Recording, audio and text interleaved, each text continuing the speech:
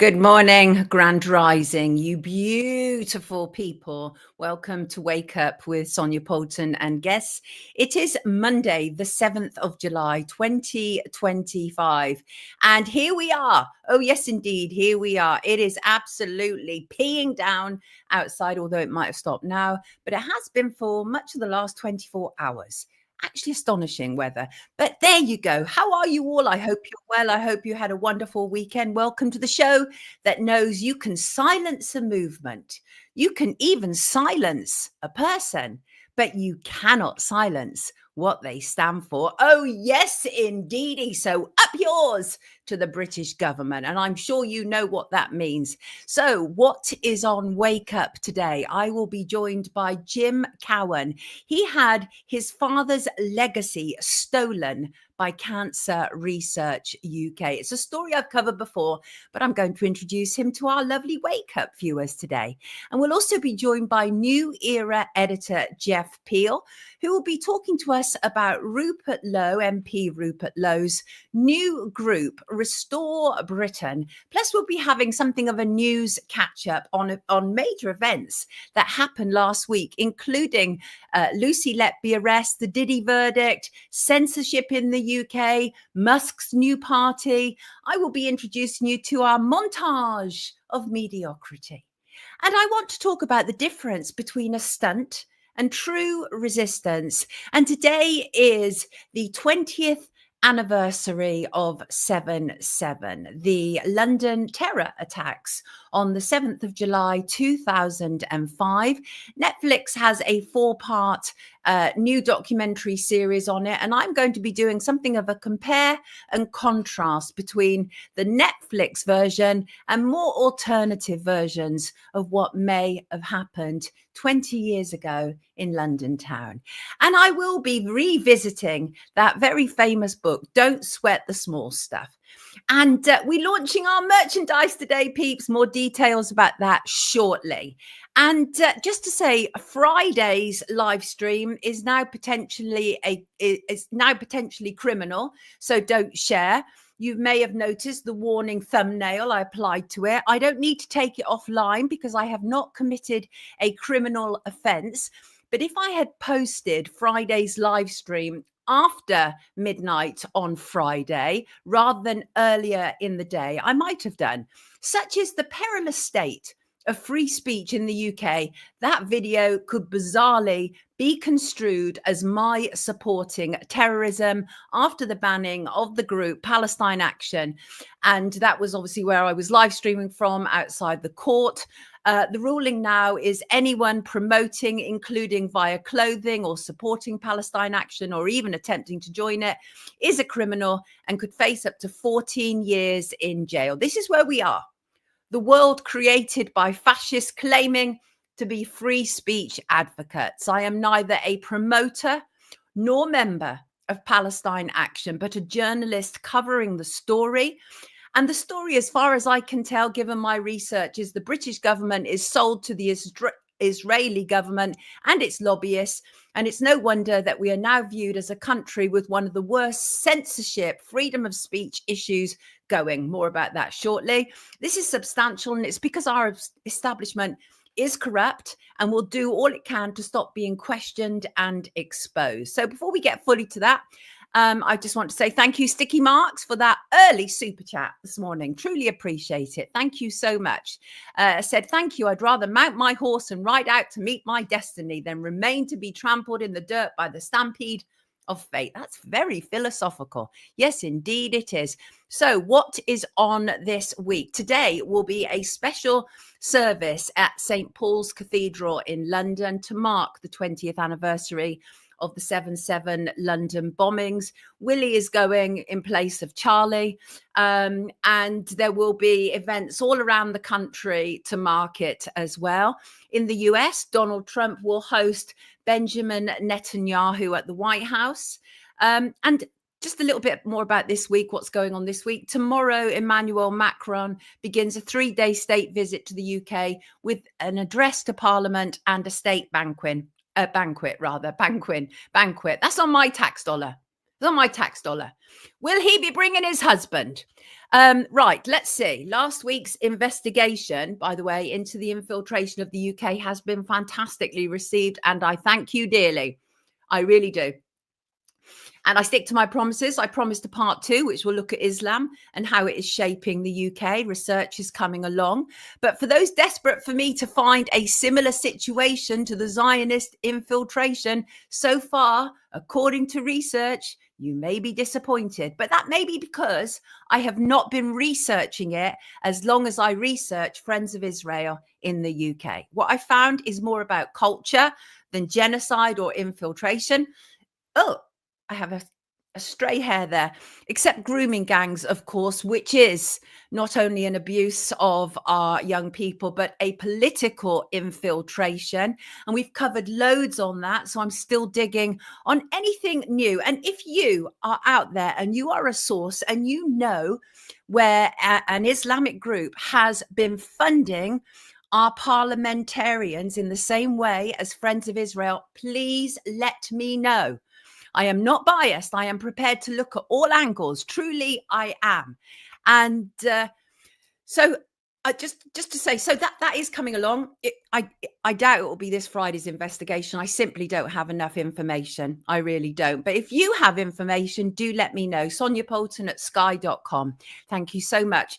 I mean, who knows how long it can take me? The Friends of Israel thing took me 3 years.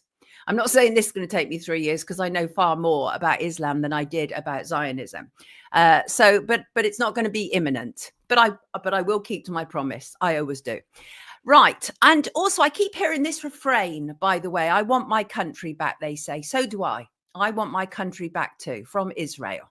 They seldom say that, though, which is a shame, because if we solve the root problem, much of the rest would take care of itself.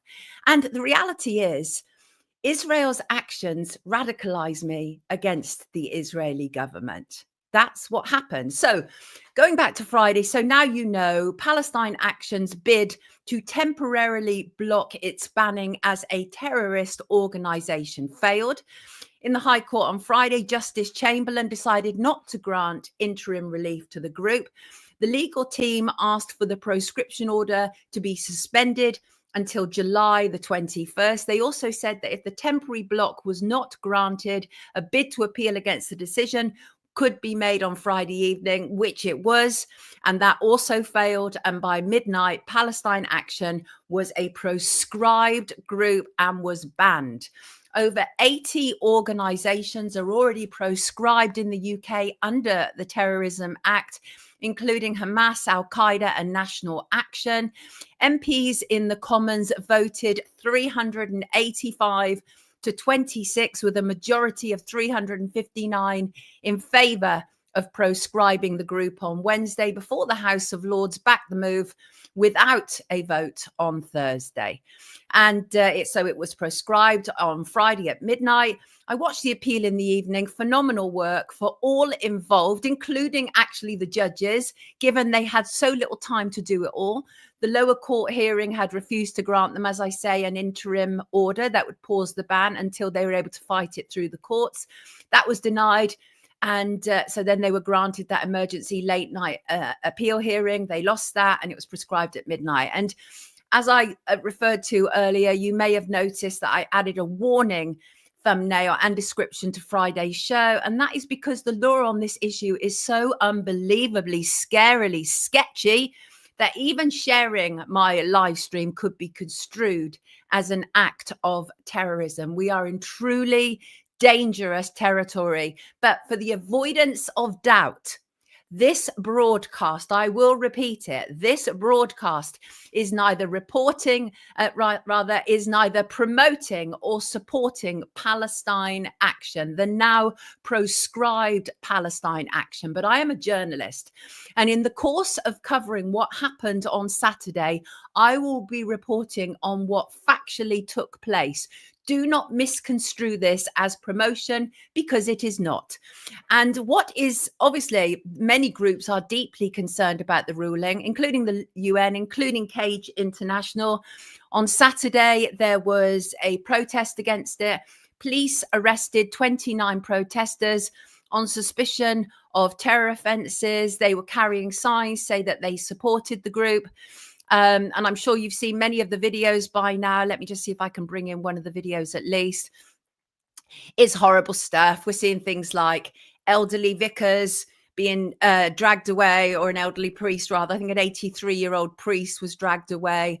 I had a friend who was also arrested. She was arrested and released on bail at 3:30 in the morning. Let me just see. Here's just a quick look at some of it. This woman is being carted away, and what she's actually saying is, you know, I believe in peaceful direct action. This is totalitarianism. This is a breach on our freedom of speech and all this kind of stuff. Robert says, so basically we're now not allowed to educate ourselves. Indeed, indeed, indeed. We know what this is about, peeps. We 100% do. Yes, we do. Yes, Jackie, I hope she's okay as well. And good morning to you all in the live chat, you wonderful, wonderful people. And so people protested near Parliament on Saturday. As I say, a fellow campaigner was one of the 29 arrested. As one person said to me yesterday, the day before, on Friday, this person said to me, I was highlighting ethnic cleansing and genocide as a peace campaigner. And just several hours later, I am, according to the government and the law, a terrorist. Fairly egregious stuff, but not half as bad as the most senior cop in England and Wales, Mark Rowley, going on Breakfast TV yesterday morning, and according to some, lying about the group. And one of the people who claimed he was lying is journalist Craig Murray, who tweeted, this is incredible. The UK's most senior policeman, Mark Rowley, lies through his teeth about assaults and weapons used, a total lie and plainly illegal attempt to pervert the course of justice in pending trials, because there are pending trials obviously coming up to do with the activists and Palestine Action. But the most senior cop in England and Wales claiming that they used violence and weapons is a lie. According to Craig Murray, who has been following the group far longer than I have. The group formed in 2020. They've been up to this point, they've had a number of what they would consider successful campaigns, but they are now outlawed. However, I have it on good authority that another group has already emerged with over 1,000+ members already. And today, this continuation of oppression on our freedom of speech regarding issues to do with Zionism continues in the British courts when an American comedian, Reginald D. Hunter, is due at Westminster Magistrates Court in a private prosecution by the Campaign Against Anti-Semitism. The comedian is being prosecuted over allegedly anti-Semitic social media posts. He is accused of 3 counts of sending an offensive communication on 3 different occasions, and he is being sued. Hunter came to prominence on this issue at the Edinburgh Fringe show when 2 well-known Zionists took offense at the content of his show. And one of them is somebody I had previously worked with, and I will talk about in the future. But let Reginald D. Hunter's court date pass today, and we will see what happens. This is some disgusting stuff going on. This is really some disgusting stuff going on. And Shalini, you're still full of your usual nonsense in the comments. I have to start wondering whether you are an infiltrator, because you can't be this ignorant about what is going on. You turn up to almost every show, you know what's going on, and you're still feigning ignorance about what's going on. It's extraordinary. Right, so let me refer briefly to somebody who's a regular, has been a regular on some of my shows, Montgomery Toms.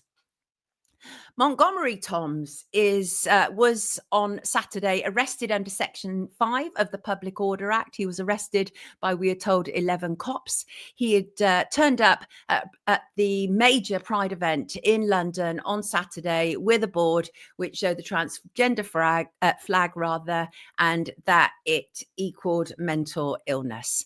And as many people know, I have championed Montgomery Toms. I even gave him money from the last live stream that he was on to support him. I was actually one of the first people to interview him and give him a platform. And I don't support what he's done here.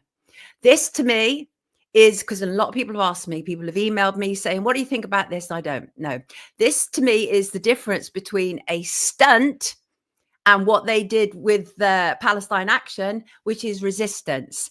Now, Montgomery Toms, I'm going to give him a little bit of leeway because he's young, but I know he is also very, very keen to be famous, very, very keen, and he wants to be well known, and he's done a really good job of it because he's now gone viral with this, and he'll be appearing with Julia Hartley-Brewer today. He's now aligning with all people who I think are deeply problematic, including Lawrence Fox, Alison Pearson, Julia Hartley-Brewer, and the Together Declaration, all people that I consider are controlling the narrative to a certain degree.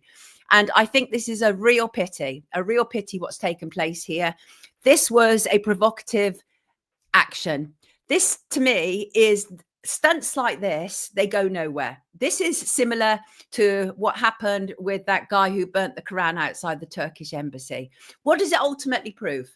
What does it ultimately prove? It tests the British law, which can then backfire on people like us. But as I say, he's young, so I'm going to give him some leeway on this, but not the people who are supporting him. And I will now see how this all develops.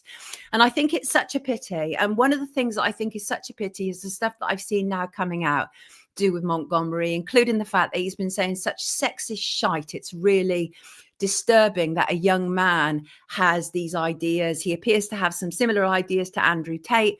He has tweeted things about how, he has to go to all these efforts, but women doing similar things only have to show up with like high heels and, their hair and makeup done and everything. Let me tell you, Montgomery, this is BS. Please don't talk like this. This is really disturbing, absolute nonsense. I don't believe him to be controlled opposition, which is what a number of people have said to me in their writings. No, I don't. I believe he is a young man who is desperate for attention and actually wants to make money. He wants to make money. He doesn't hide that. He's immediately telling people to donate. And I do find it all a bit disturbing. He's been doing this for a very, very short period of time, and suddenly it's become a brand. But he's not alone. There are other people. I'm very sick and tired, by the way, of seeing doctors and nurses suddenly become a brand. Go back to doing the job that you're supposed to be doing. I don't want, I'm really sick of it. I'm really, really sick of seeing it all. Everybody trying to make a brand out of what they do. Really, I am. So I'm disappointed with that action, to say the least. Absolutely disappointed, but he got exactly what he wanted from it, and that is support from some people who will give him a bigger platform. So there you go. Maybe that's what was going on for him. And as I say, I like him. And but I don't support that stunt. I think it was unnecessary provocation. I don't think it proves anything. The thing about a stunt is that a stunt generally brings attention to the person carrying it out, but not necessary to the cause. Because what did he prove?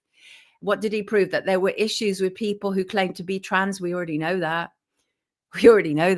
So unfortunately, I don't think that this is going to change anything, but it will make him more famous, which I think was the idea. And again, he's young. I'll give him leeway. Right. What else do I want to talk about? Oh, yes. So this is interesting and I think very, very concerning. This is about freedom of expression under threat in the world. This is from the Global Expression Report. And it's covered in the Critic magazine, which talks about how for the first time since records began, the United Kingdom is no longer classified as an open country in a leading global ranking of freedom of expression. We have now shot down to 79, which actually takes out of us being open on free expression and takes us into the less restricted. This is the UK. We are now falling. We're now aligned with South Africa, the Gambia, and Botswana. What the hell happened? Keir Starmer took over and ramped up all the proceedings on the way to 23. That's what the hell happened. And each year, what happens is that countries are assigned a score from 0 to 100 based on 25 indicators, including media freedom, internet censorship, academic independence, freedom of assembly, etc. And we have slipped right down the table. And between 2000 and 2013, we held steady at 88, which meant that we were an open and free country. But now we're right far down the table, which is such a pity.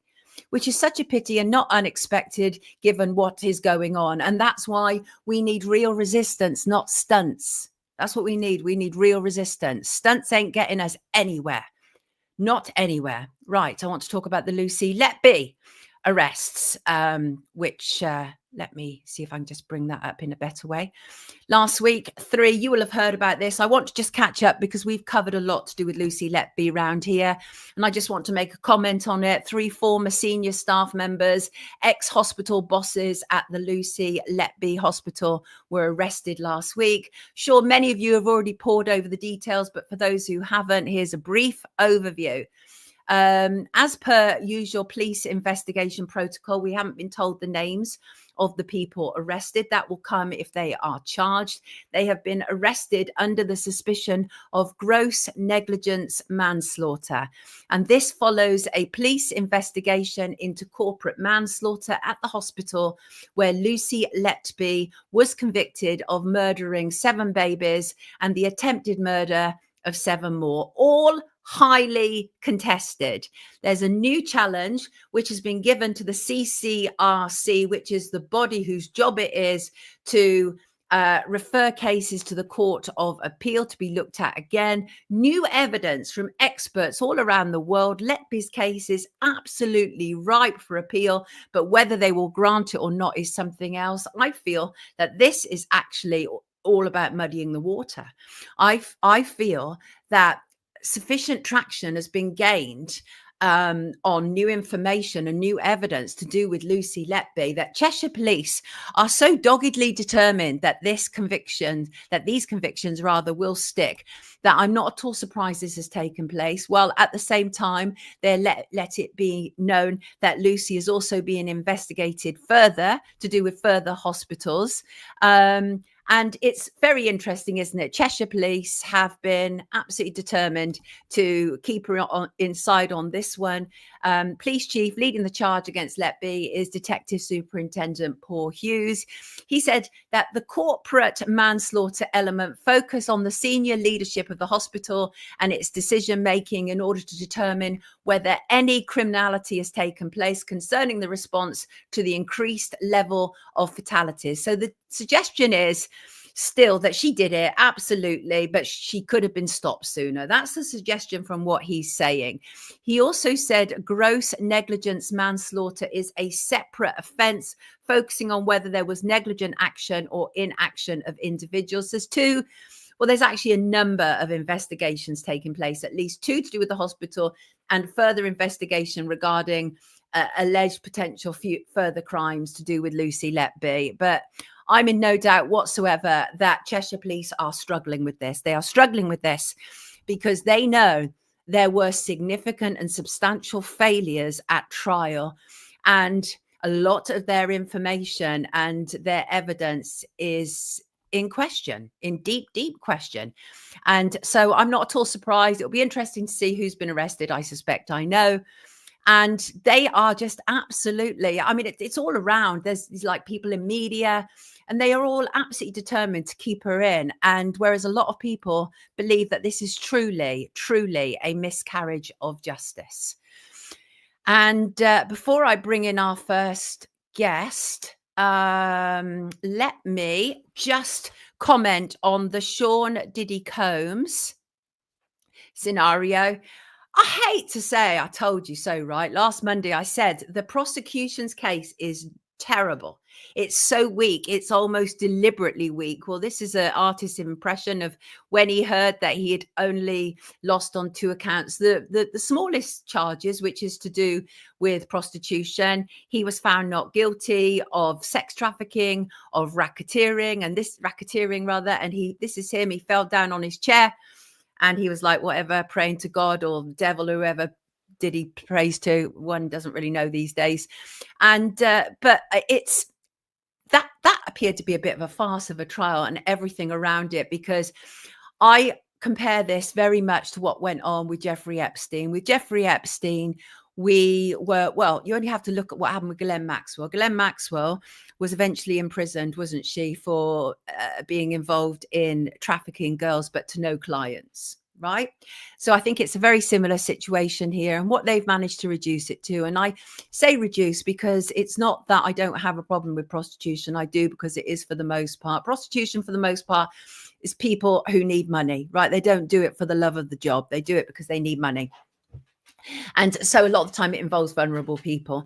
And but nonetheless, what the defense were able to prove actually was that the case against him appeared to be largely to do with domestic issues between him and 2 of his ex-girlfriends.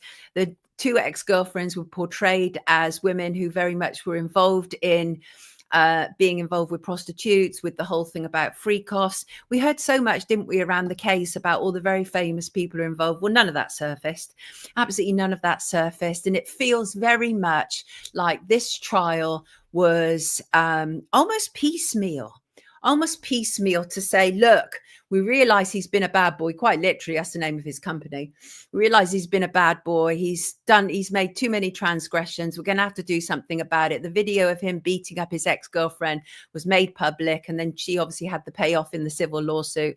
But it's not over for him. He has over 70 civil lawsuits currently against him, and not all of them will be legitimate.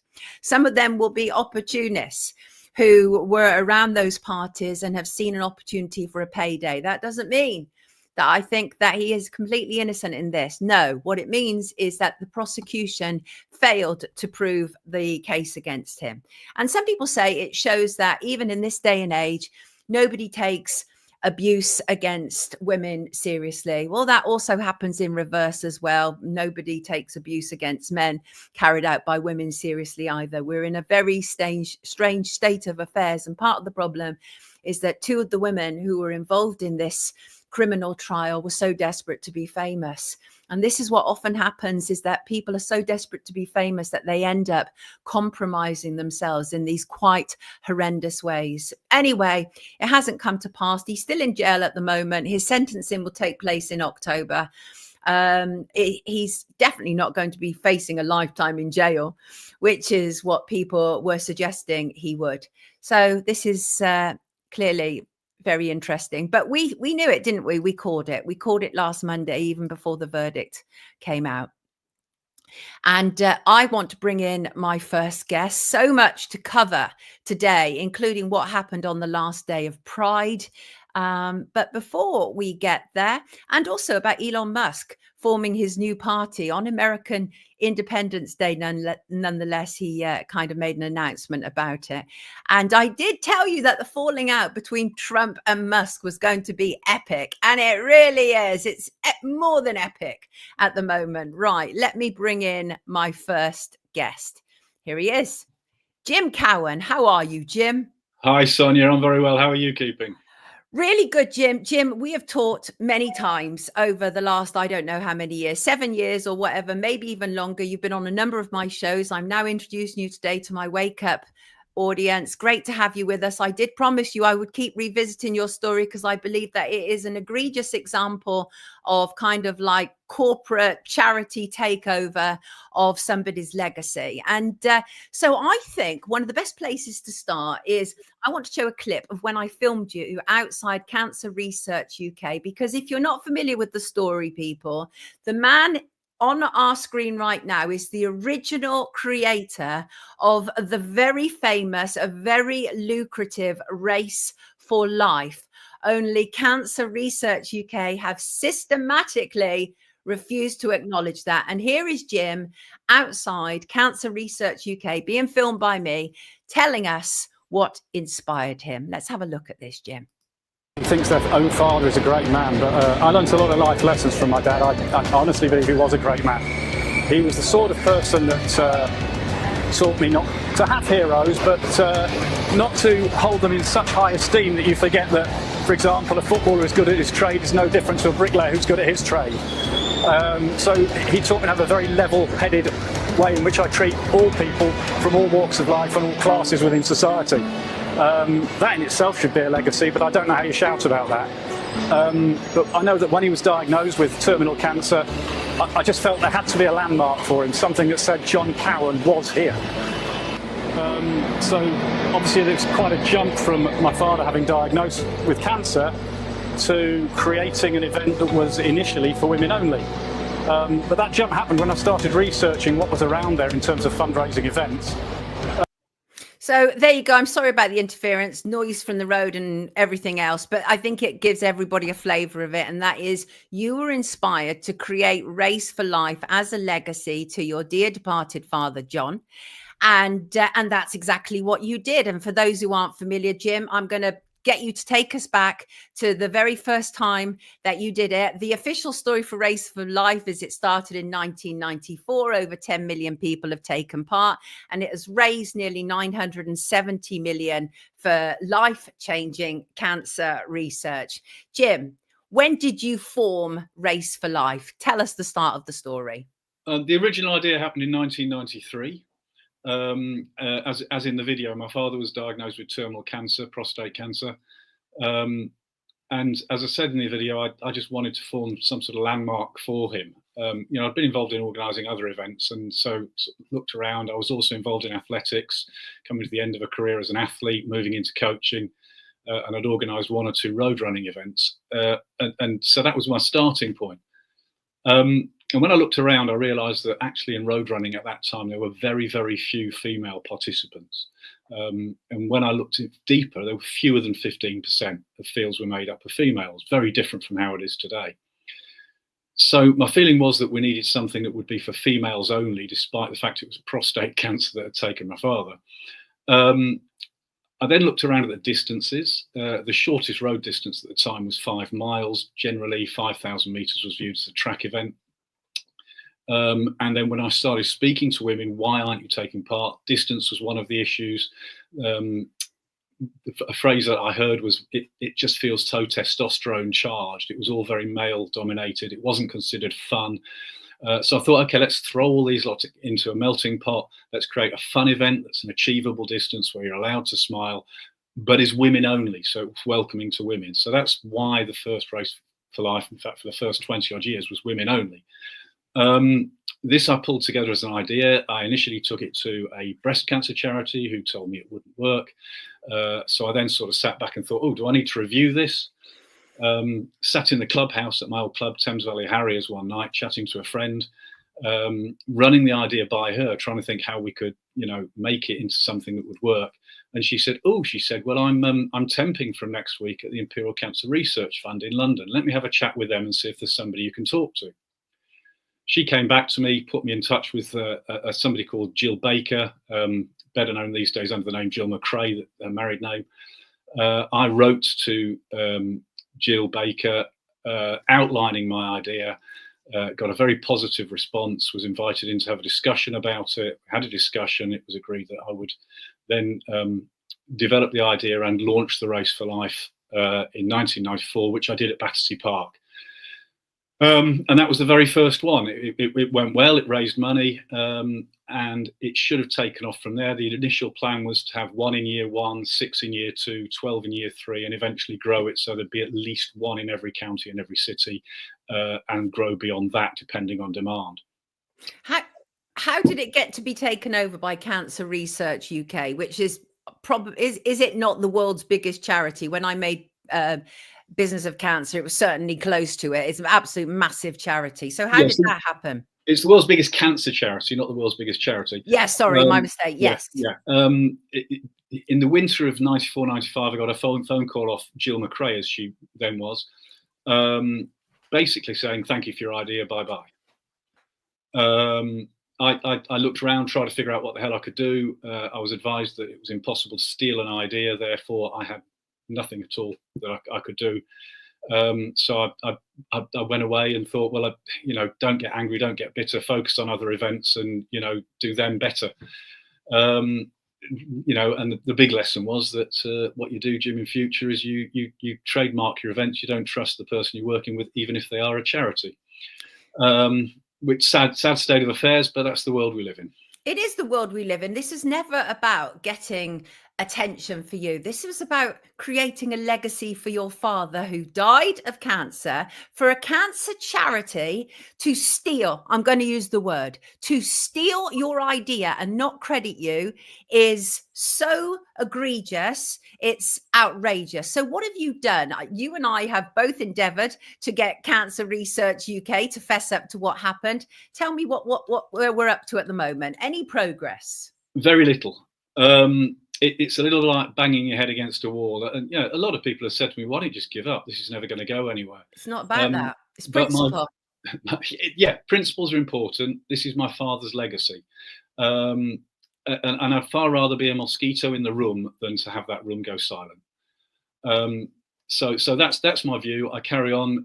We run a campaign, Race for Truth, with the presence on social media and a website with regularly updated stories, highlighting things such as the hypocrisy of the leadership of Cancer Research UK, successive chairs, Leszek Borysiewicz, Lord Simon Stevens, the current one, successive chief executives, Harpal Kumar, the current one, Michelle Mitchell, all very, very happy to take recognition for their own achievements. Lord Simon Stevens, for example, Sir Harpal Kumar, Michelle Mitchell, OBE. But when it comes to recognising what others have done, they suddenly go silent. Yes. And I suspect that this is a legal financial issue because obviously Race for Life is their massive cash cow over at Cancer Research UK. And when I made Business of Cancer, if I remember correctly, the salary for the CEO of Cancer Research UK was one of the highest in the charity sector. And so obviously lots of money going into the charity, huge amount going into administration and staff costs. And I suspect they are deeply concerned that acknowledging you are the creator is going to create problems for them. What do you want from it, Jim? You're not looking to sue them or to bankrupt or do anything like that, are you? No.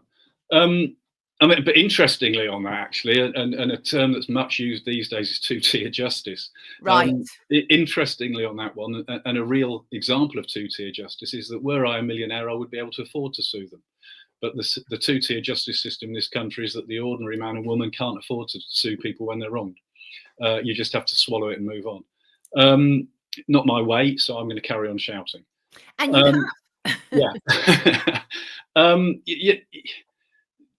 There's a hypocrisy involved. Again, talking about the legal side of it as well, is that, I'm quite happy publicly, and I'll do it right now, to call them out as the liars, the hypocrites, the fraud supporters that they are, and I'll explain the fraud in a minute.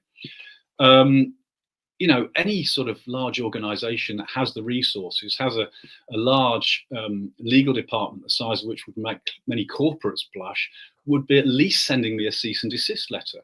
But for some reason, I've heard nothing telling me to stop calling them liars, hypocrites, supporters of fraud, etc., etc. Could it possibly be that I'm telling the truth and they know they haven't got a leg to stand on? Well, I've even approached them directly. I've approached Michelle. I've approached corporate. I've approached them all, and it was all kind of, oh no, that's really, we can't really comment on that, and all this stuff. They dance around it. They don't want to address it completely, and nobody at Cancer Research UK has ever denied your story to me. They've never denied it. They've never said he's lying. We have a problem with this. La, la, la. He's creating this problem. But the whole point about the Race for Life, and I did one once in memory of my stepfather and in memory of my father, both who died with cancer. And so I did one once before I woke up to all the madness, right? But I did one once, and the thing about it is it's a really kind of a real kind of good-hearted event. People get together for all the right reasons, often to remember their loved ones, to raise money for Cancer Research UK. And this again was before I realized what they were actually doing with their money. But so the whole thing is based on goodwill, and yet they've shown you and your father precisely none whatsoever. So that hypocrisy is astounding, Jim. Yeah. I mean, I talk about lies for years. There was a whole range of different versions came out of where the Race for Life came from. And I always say, the truth doesn't have any. Why does the truth need to vary? My stories never varied, but their story varied year on year on year. And then the more pressure I put upon them, suddenly they changed their whole line, and it became, we don't credit anyone. I mean, it's extraordinary. I know we don't credit anyone, but you should credit the creator. Yes, you should. And the reason that they're not is, again, as I say, financial and legal, I suspect. But also it means that they would also have to backtrack on the way that they've treated you over the last few years, because this is now, what, a quarter of a century old, this story, right? Already. Over 30 years. Over 30 years. 1993, I came up with the idea. 1994, it was launched. So over 30 years now. It goes on, and it will keep going on, because I'm not going to quit. No, you refuse to quit, which is absolutely wonderful. So, I mean, where can you go from here other than continuing your social media campaign? Well, I mean, other than yourself, Sonia, the media have been alarmingly quiet on this. But then again, if you look at the history of all sorts of scandals that have emerged from Hillsborough right through to the modern day with the post office, the media are always very quiet. They shut up until they're forced to report. So, I'll keep fighting, and eventually something will move, something will dislodge that will force the media to report. And that will then start the process of bringing Cancer Research UK to account. Well, it's interesting. Do you remember that intervention from Jeremy Vine? So we put out the video, didn't we? And Jeremy Vine tweeted the video, didn't he? He said this, I'm having to paraphrase him, but essentially, if this story is true, this is extraordinary. And yes, it is extraordinary, and it is true. And yet he did sod all with it, even though he recognized as a newsman that was a news story. And yet he did nothing with it, even after tweeting about it. Jim, how did you feel about that? Well, I was pleased for the initial response from him, but after that, time's taught me not to get disheartened and disappointed. Otherwise, you just get down. You've just got to you pick up, you take another step forward, you keep fighting. Jeremy Vine is one of the people I've contacted several times without response. I've got a list of over 1,000 journalists I've contacted over and over and over again. Do your jobs. That's right. Absolutely. Do your sodding jobs. Absolutely. Jim, obviously this conversation is in memory of your father, even if our biggest cancer charity is refusing to do it. Before you leave us today, what do you want everybody to know? I've already put the links in the description to your website so people can follow what you're doing. What do you want people to know? Just the truth. The Race for Life was created by me. It was in memory of my father, his legacy, if you like. And what I want people to know is that the people that are misrepresenting their role in the creation of it, the people who currently organise it, are lying to you. They are liars. That they support the fraud of that woman, Jill McRae, who went on to actually claim she'd created it herself. And their silence supports that fraud as well. That's the sort of organisation you're supporting when you support Cancer Research UK, a company that is a company, not a charity, that is happy to lie to you, is happy to cover up fraud, is run by hypocrites, and has no moral compass, no integrity whatsoever. Don't trust with your absolutely money. And who stole its biggest fundraising idea from the legacy of a man who died of cancer. Terrible thing to be thought of to do with a cancer charity. Jim, I know you're not going to give up. I expect to speak to you again in a couple of years' time. I look forward to it. You take good care of yourself. I did promise you, Jim, I won't forget, because I think it's egregious what they've done to you. Everybody, this is Jim Cowan. And actually, Jim, just quickly before you go, because I want people to fully understand this, right? And that is, when you came up with the idea, because we haven't covered this and we just briefly should, when you came up with the idea, you didn't come up with it just in a void. You came up with it because you had experience of these things. You've been doing stuff like this for a long time, haven't you, Jim? I'd organised several events prior to that. I've organised lots and lots of different events since then, across a range of charity events, in running events, in challenge events, gigs with various bands. It's been something I've done right through my life, is doing things that support good causes. But this should be the landmark event. This should be the one that says, as I said in the video, John Cowan was here. And he was indeed. You take good care of yourself, Jim. Thank See you Sonia. soon. Take care. Have a good week. Thank you. Always welcome. Take care, Jim. Take care.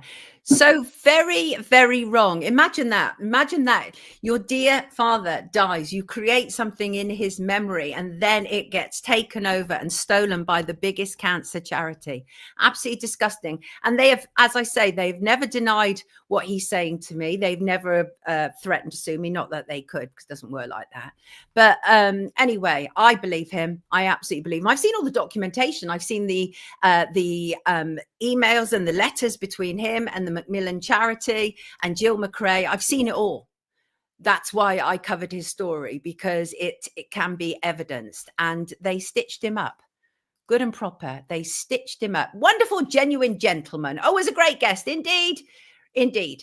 And they knew it was a moneymaker, Craig. They did indeed. Follow the money, honey, says Billy Bogus. Yes, indeed.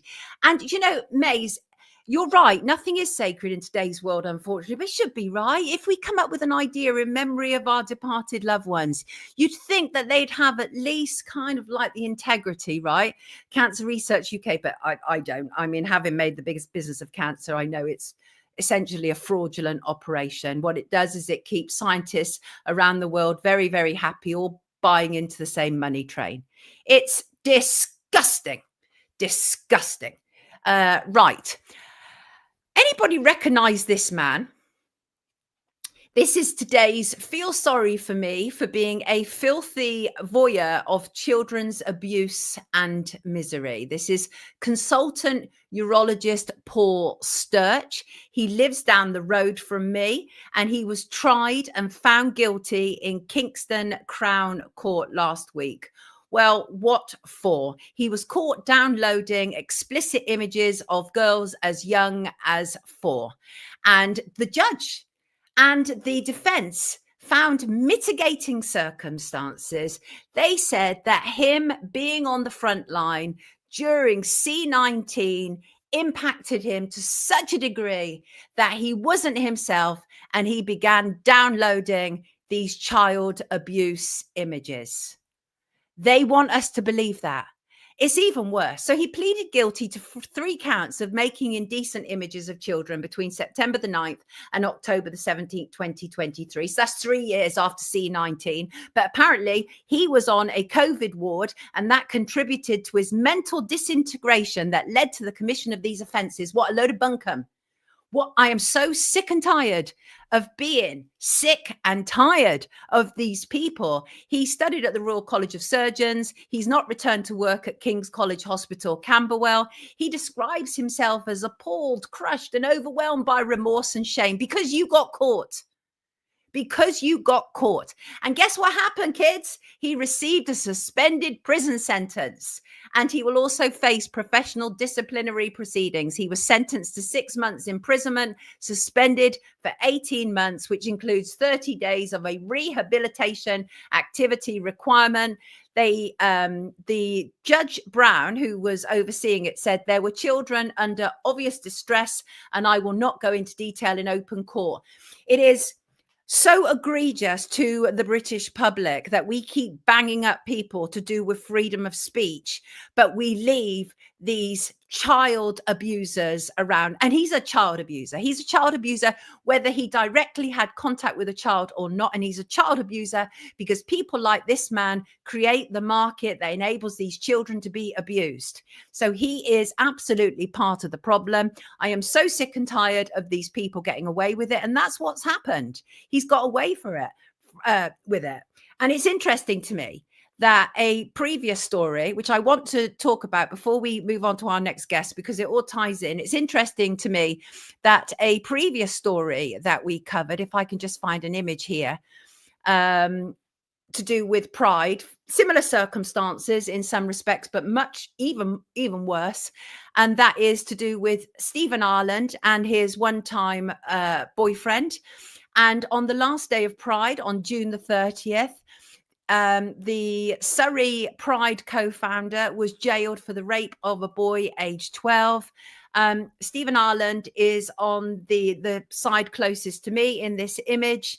And the other guy is his co-defendant, David Sutton. And they had abused this 12-year-old boy after apparently messaging him on Grindr. Ireland was also sentenced to a further 6 years on extended license, while Sutton was jailed for 4.5 years for making indecent images of children and possession of an extreme pornographic image. At Guildford Crown Court last Monday, Judge Patricia Lee said Ireland took advantage of a vulnerable child. The boy is referred to in court as Child A. He had been reported missing at the time. He told police that they had sex in the flat, that he smoked a bong, which was later found to have contained methamphetamine, and that pornography was played on a laptop to him.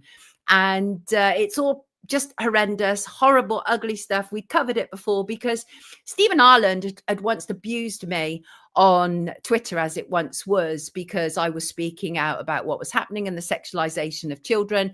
And he had sent me a series of tweets. And one of them that I remember kind of like off the top of my head was how he said that busybodies like Miro was like, what about the children? What about the children? The children are perfectly fine.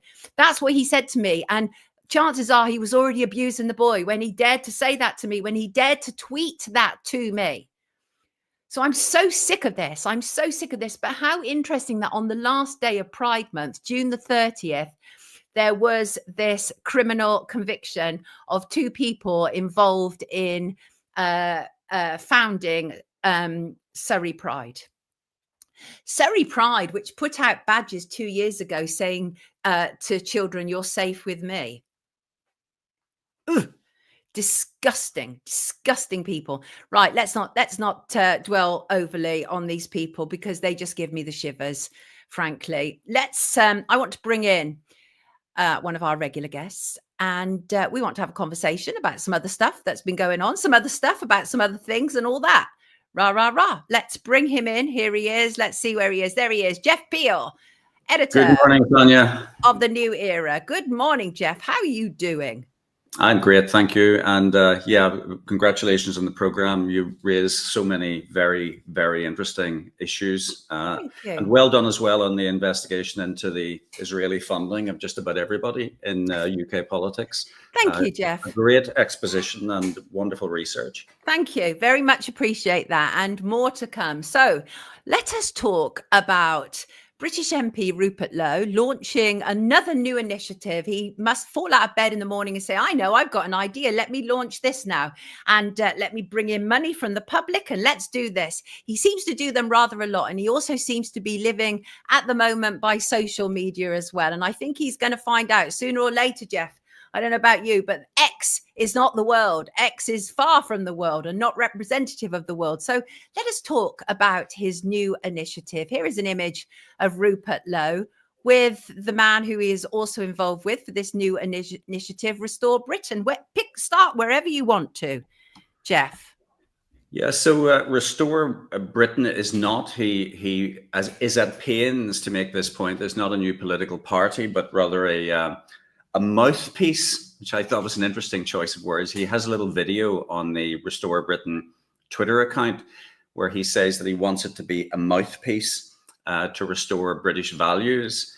But of course, these values that he refers to seem to be sectarianism, essentially. He wants identity politics to be front and center of British political life.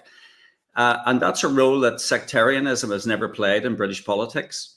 It's all about Islamic fundamentalists destroying the fabric of British society. And of course, that focuses very much on the small boat problem, etc. But the primary point about this new entity, this Restore Britain organization, is that it's a money-making operation for Rupert Low.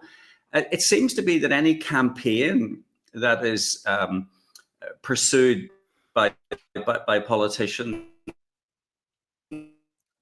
This is very similar to Lawrence Fox's so-called political party, Reclaim, which isn't, of course, a political party.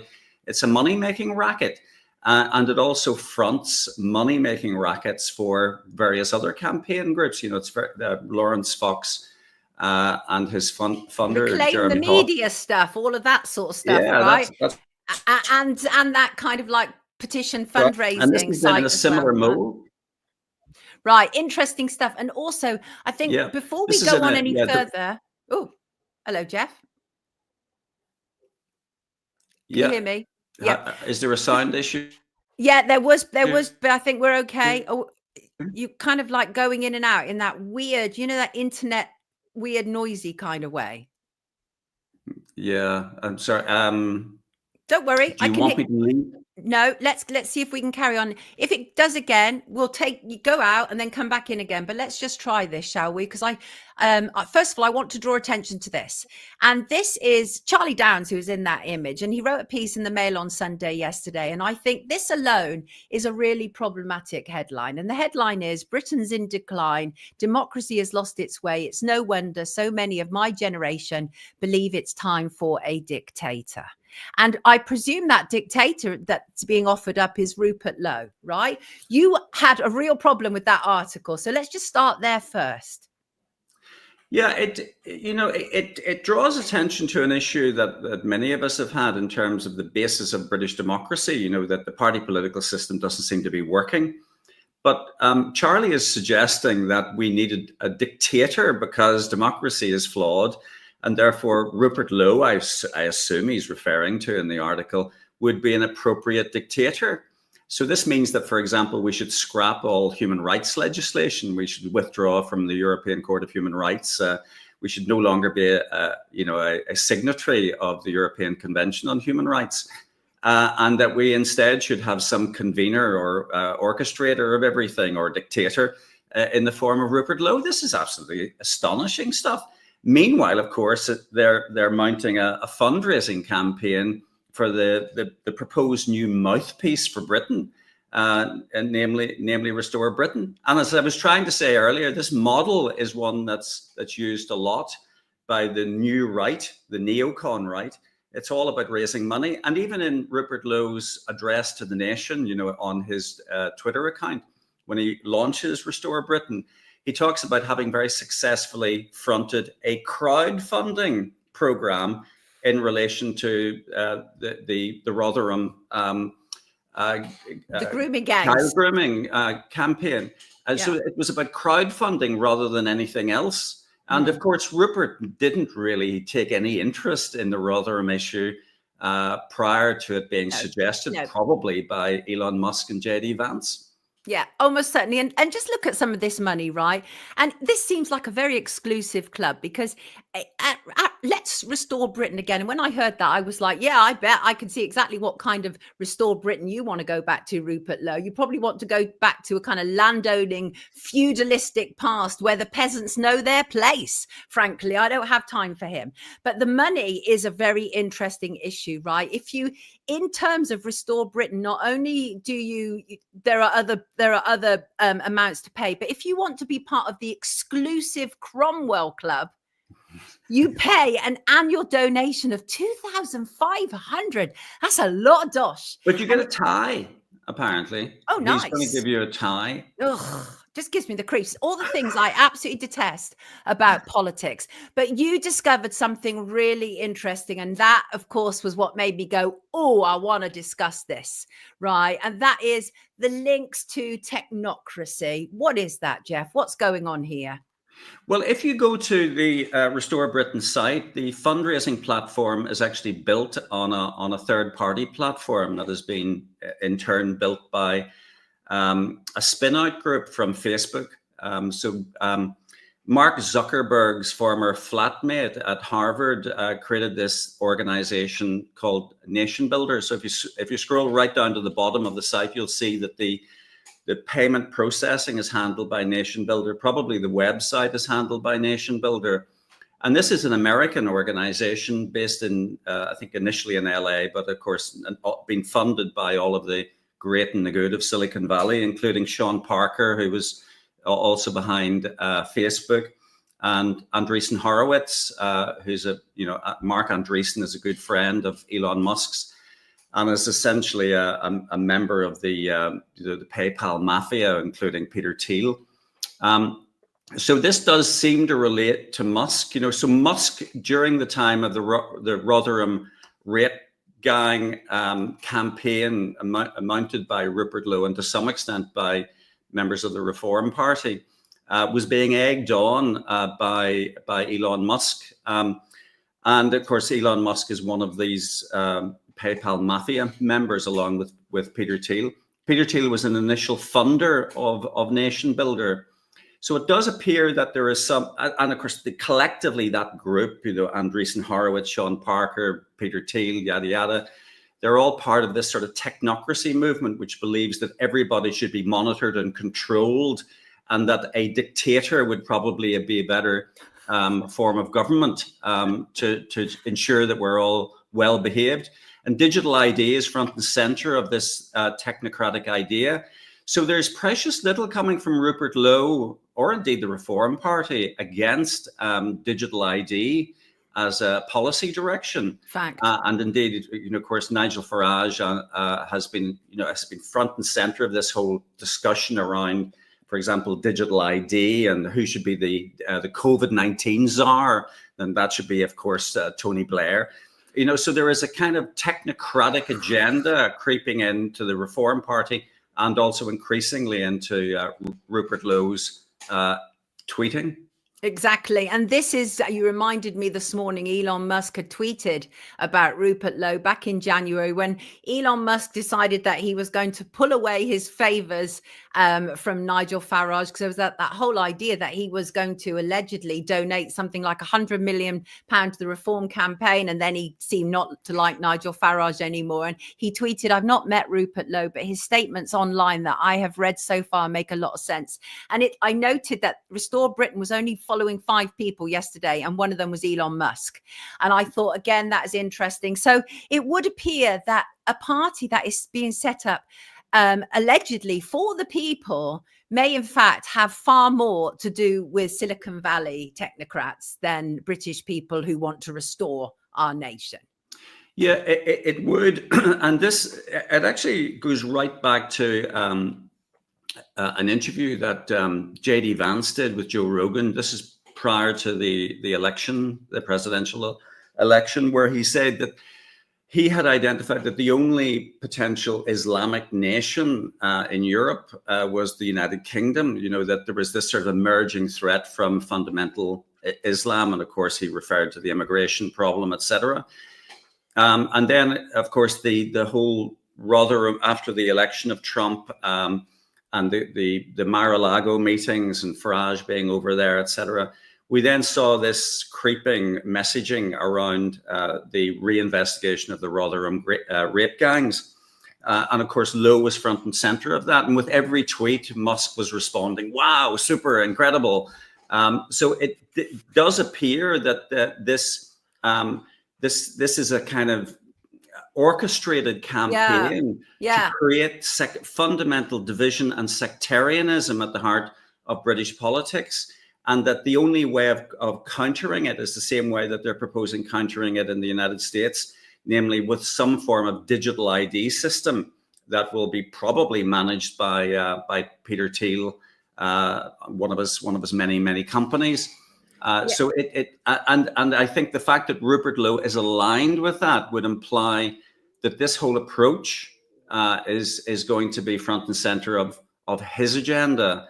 And I would go even further and suggest that it's so insidious, this kind of idea, that we're a fundamentally divided society and there's a threat within.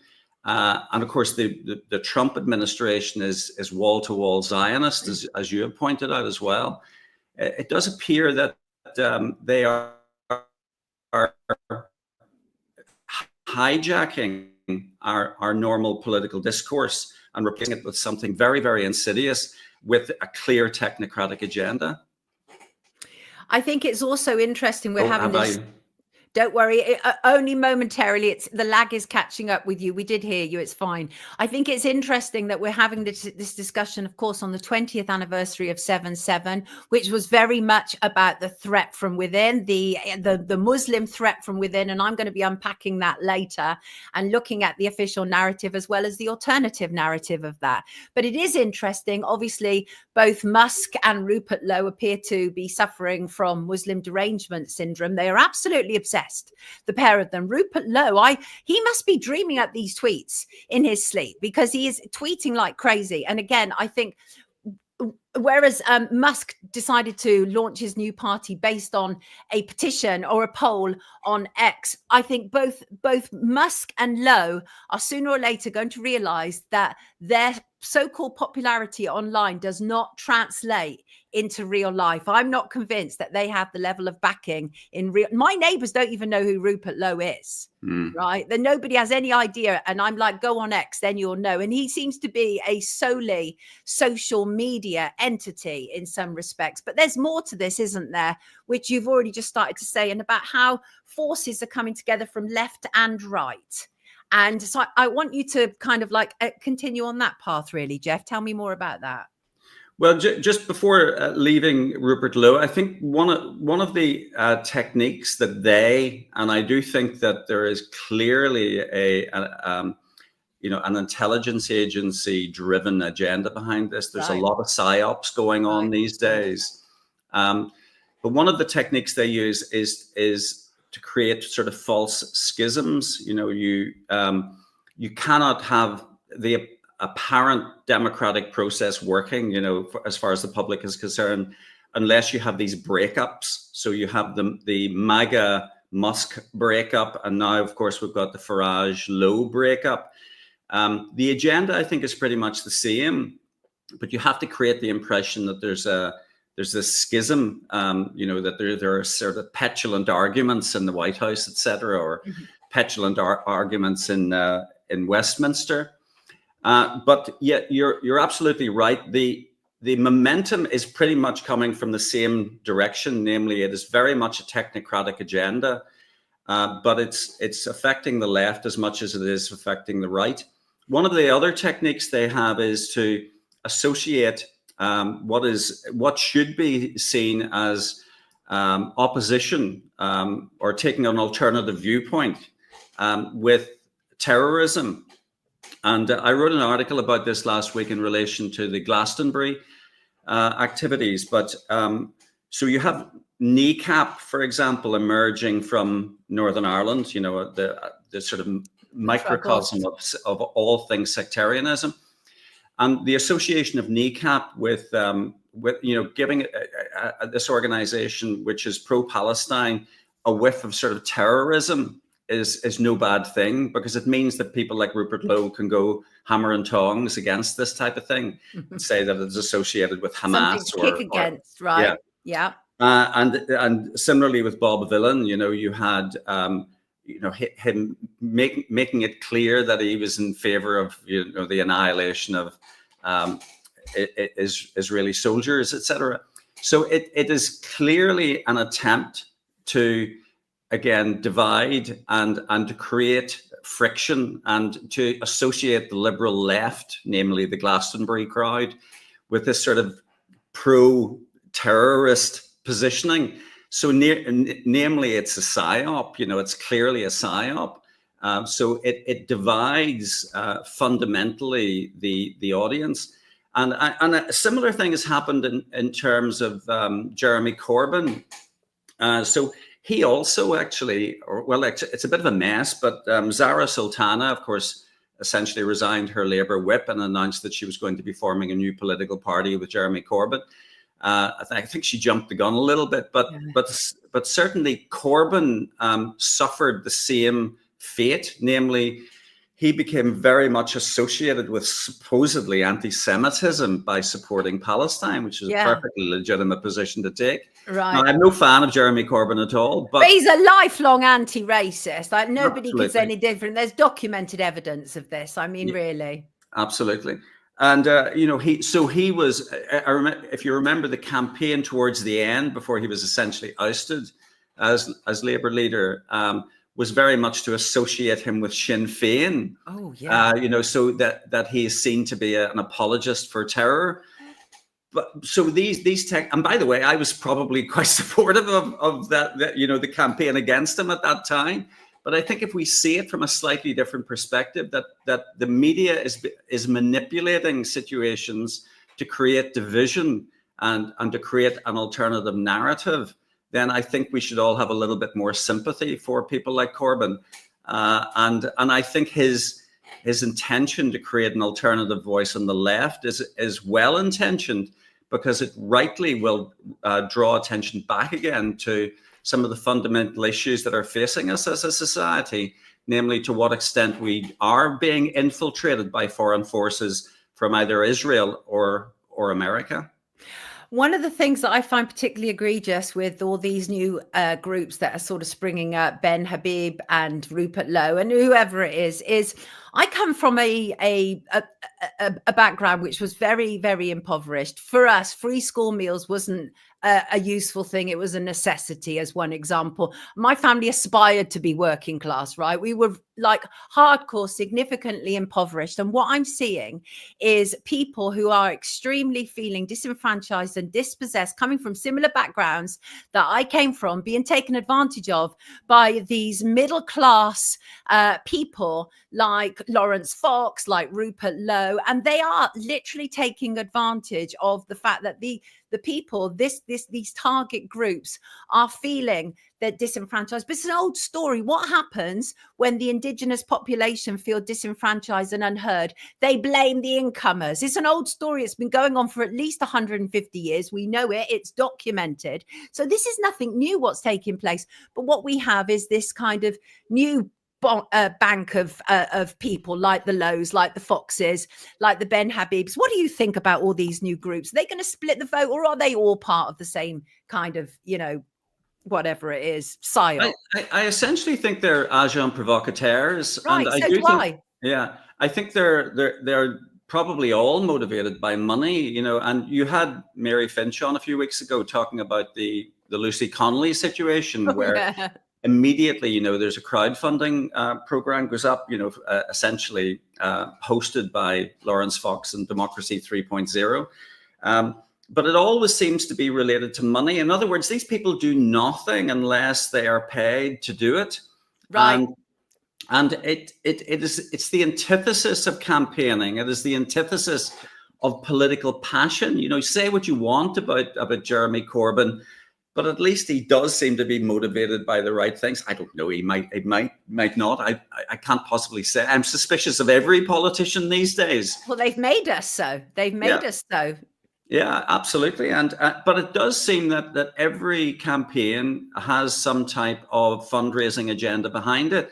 And it could be that they're actually being paid off by the powers that be or media organizations. It's interesting that a guy that I've never heard of before until you mentioned his name earlier, but until a few days ago when I started looking at this Restore Britain thing is Rupert Low's sidekick, this guy, what's his name? Charlie Downs. He's 23 years old and he's sounding like something from the Third Reich. It's astonishing. How do you get to be that ignorant and only 23? I mean, absolutely.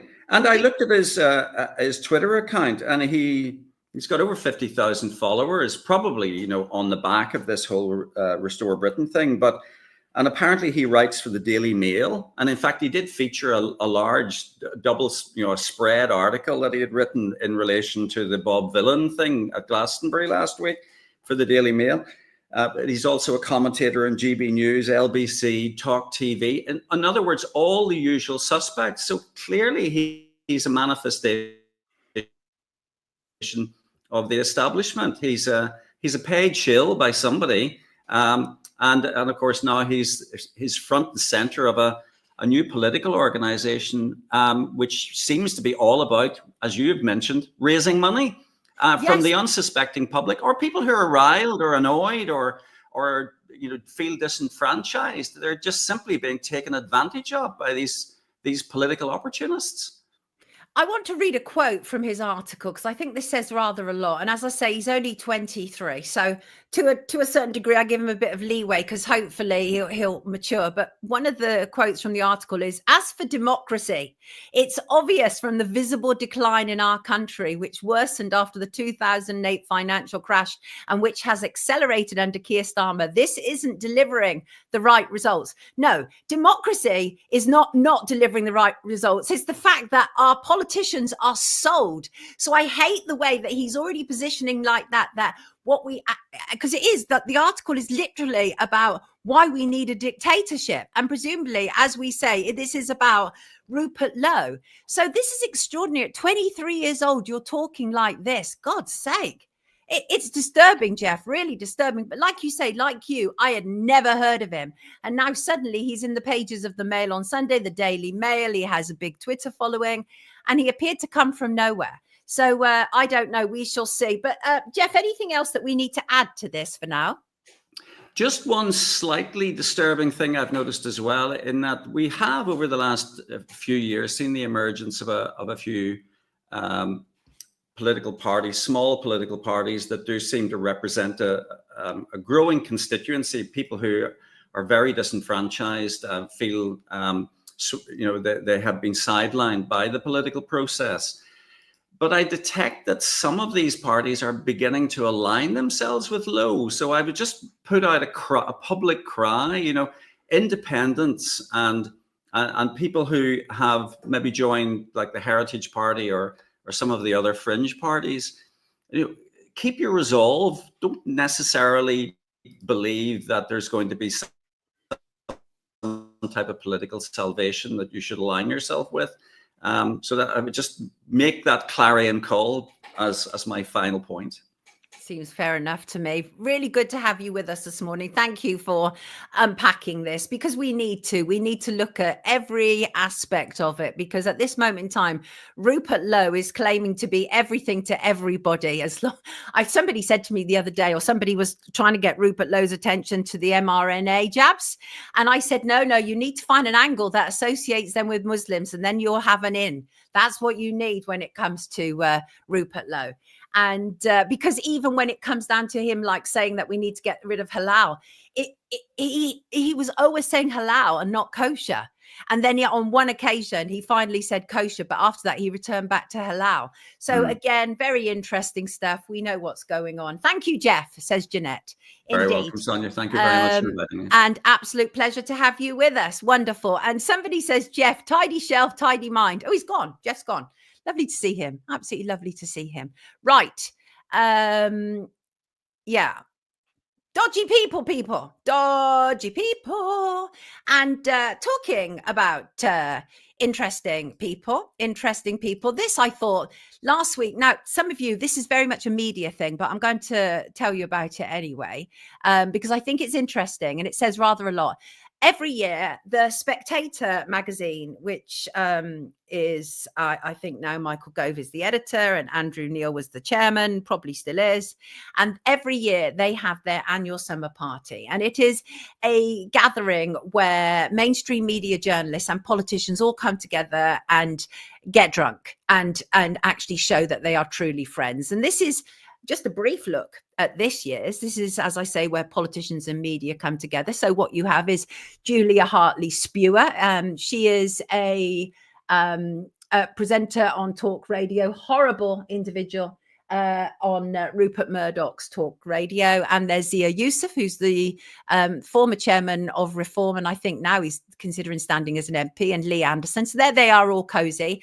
And yet she'll interview them and act as if she's like genuinely grilling them, which is just ridiculous. The middle one is of Richard Tice and Nigel Farage, with Paul Staines, also known as Guido Fawkes. So again, two politicians with a political journalist having a bevy. And the bottom one is Nigel Farage cozying up to Beth Rigby from Sky News. It is absolutely fair to say that all of these journalists are compromised. It is impossible to accurately tackle what is going on in the media while getting trolleyed with these people. It's a stitch up. And the thing is, it's a bit like a British version of Bilderberg, but with drinks. That's what the Spectator Summer Party is. Every sodding year. Sure, they make lots of arrangements, lots of deals, and lots of funky handshakes take place there. Oh, yes, indeed. And just wanted to bring this in.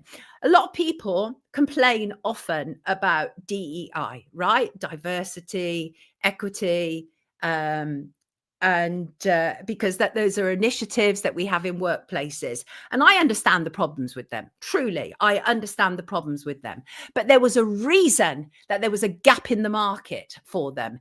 And the reason is that white, mediocre people continue to over promote themselves. That white, straight, mediocre people have done this for a very, very long time. They are the problem. And yet they're the ones who are also talking. And I'm going to show you my montage of the type of people that I consider to be extremely mediocre, if I can, because I don't care. I think people get the idea now that I don't care.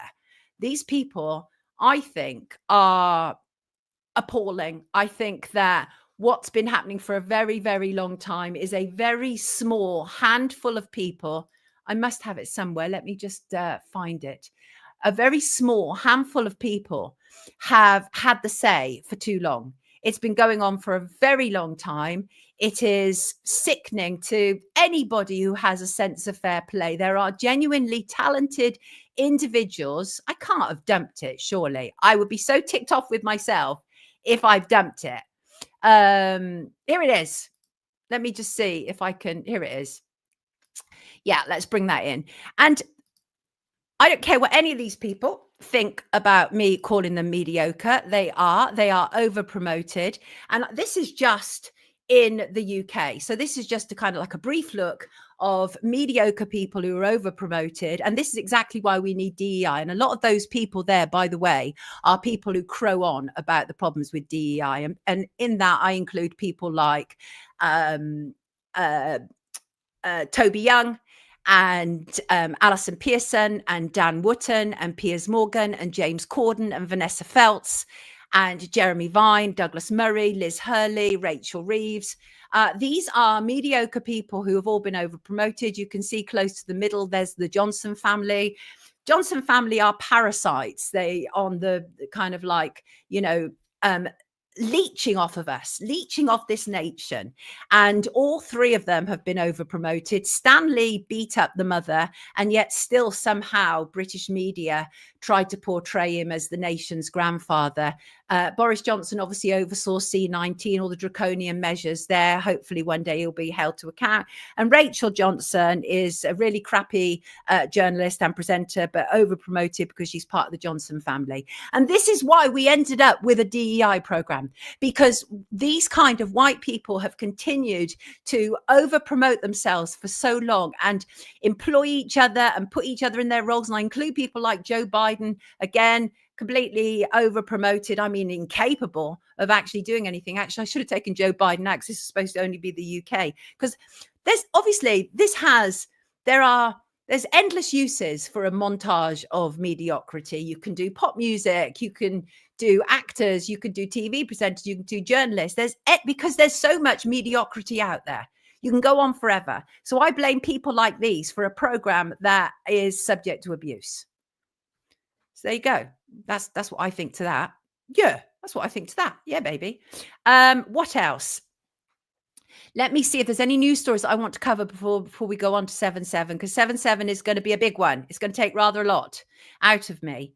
But I want to make sure that I've covered everything else before we get there. I do believe we have. So let us do it. 7/7, of course, is what we say in reference to the July the 7th, 2005 London terrorist attack, which happened on the London Underground network and a London bus. And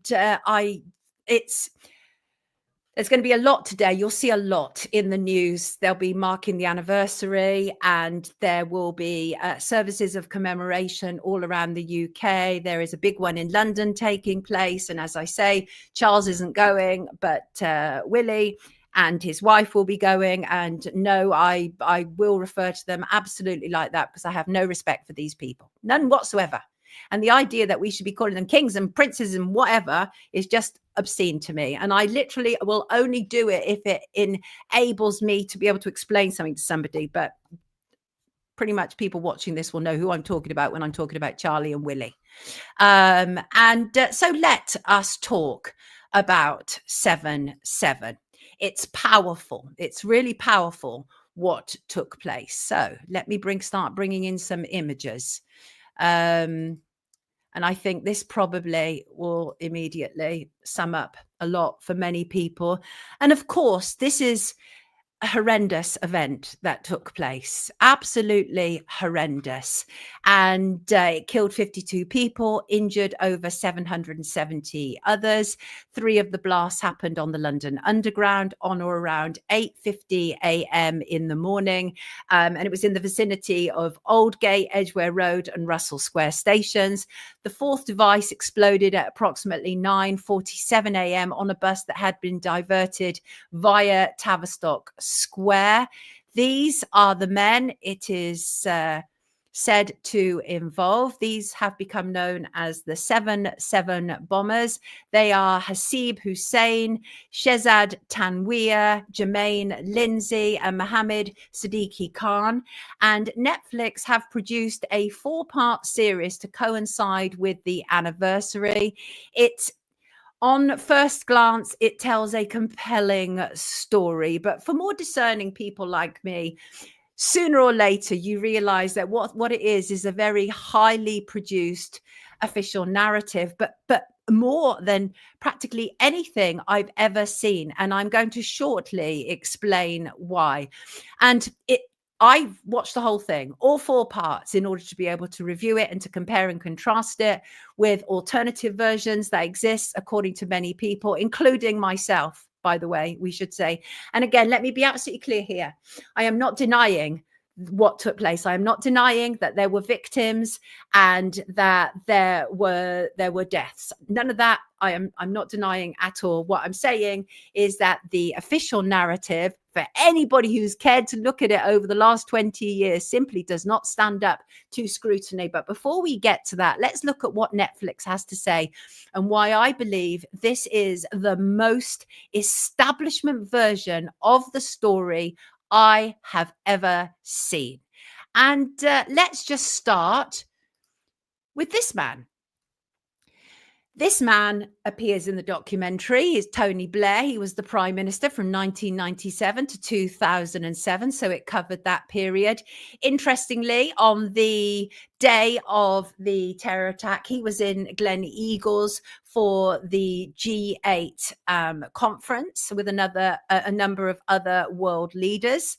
And the Netflix documentary is called Attack on London, Hunting the 7/7 Bombers. Actually, I found it to be less than that and more about a lot to do with the aftermath of what was going on in London and actually hunting other bombers that were associated with attacks that followed 7/7.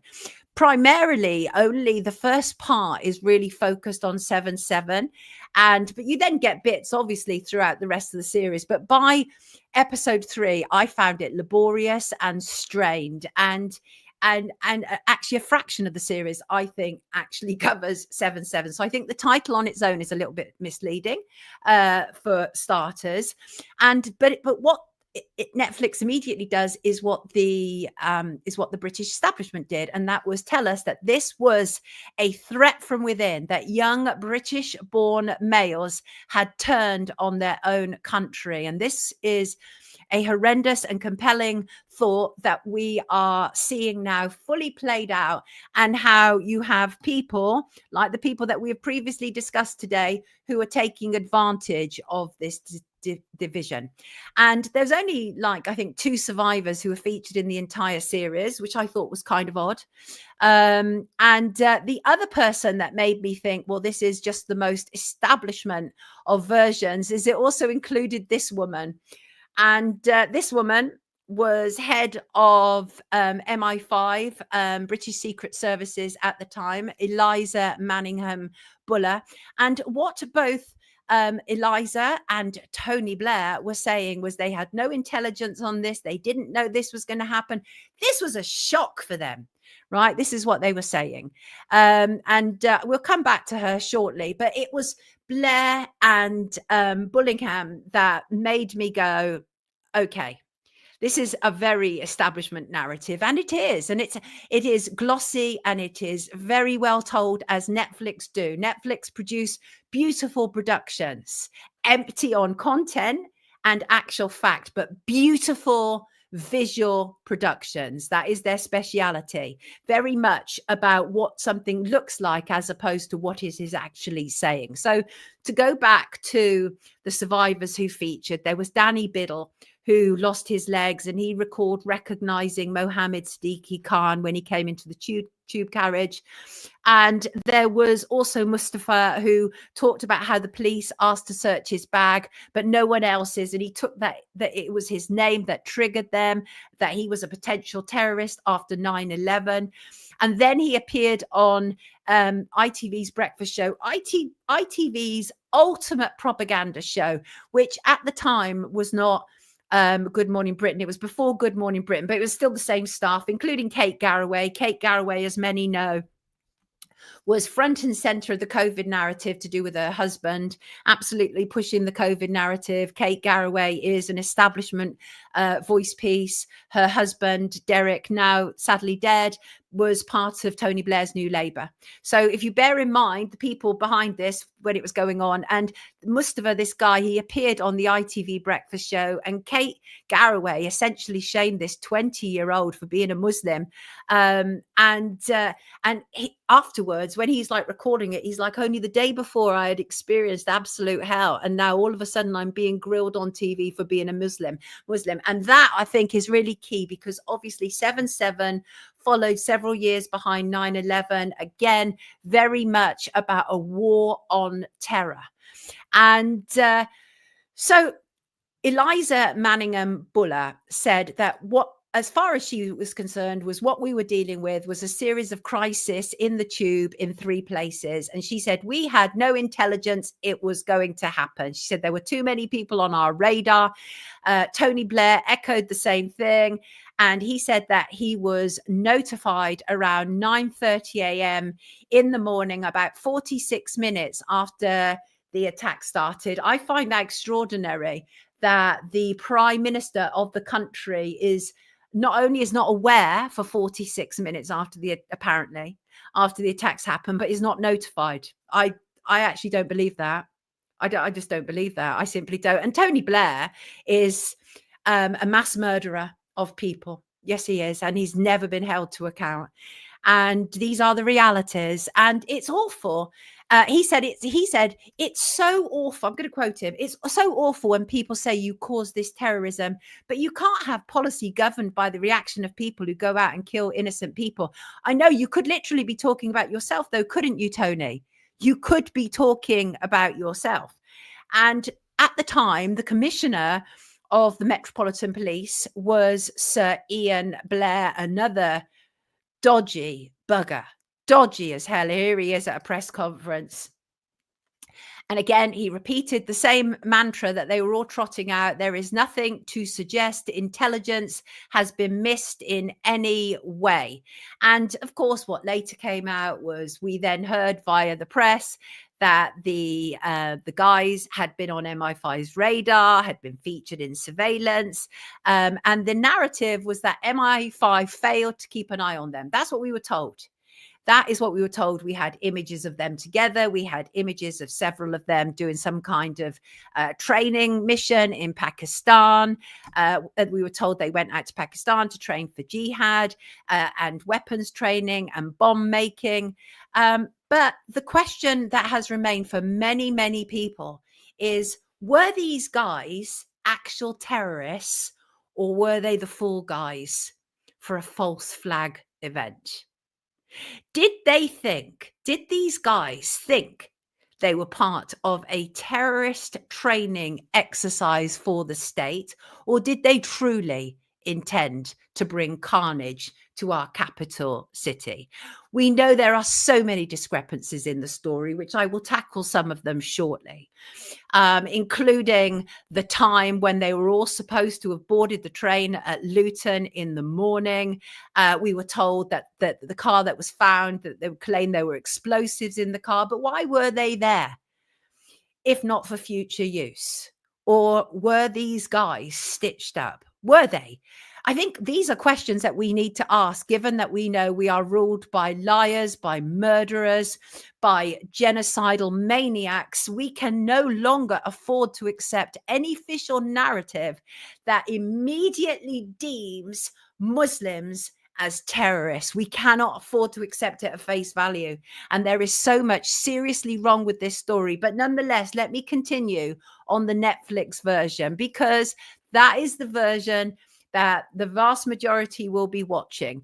The vast majority will not be looking at alternative versions by people like Dr. Nick Colostrum, but I will. Oh, yes, I will. And so let us just have a look into some of the details of these guys. First of all, Jermaine Lindsay, the only black guy amongst the bombers, was a convert to Islam. The other three were born into Islam. The other three came from up north. They were said to have frequented a bookshop that was involved in radicalizing them, and they were getting videos that were radicalizing them.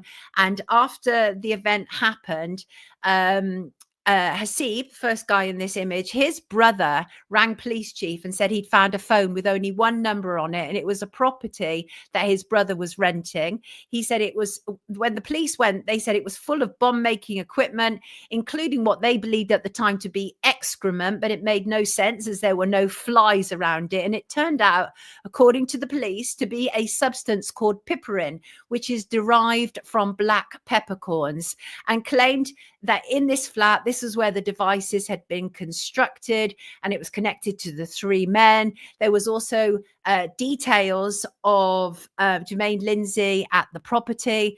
And I'm sure it will surprise absolutely none of you whatsoever for me to tell you that for almost all of these guys, their identities were found at the places they were said to have detonated bombs.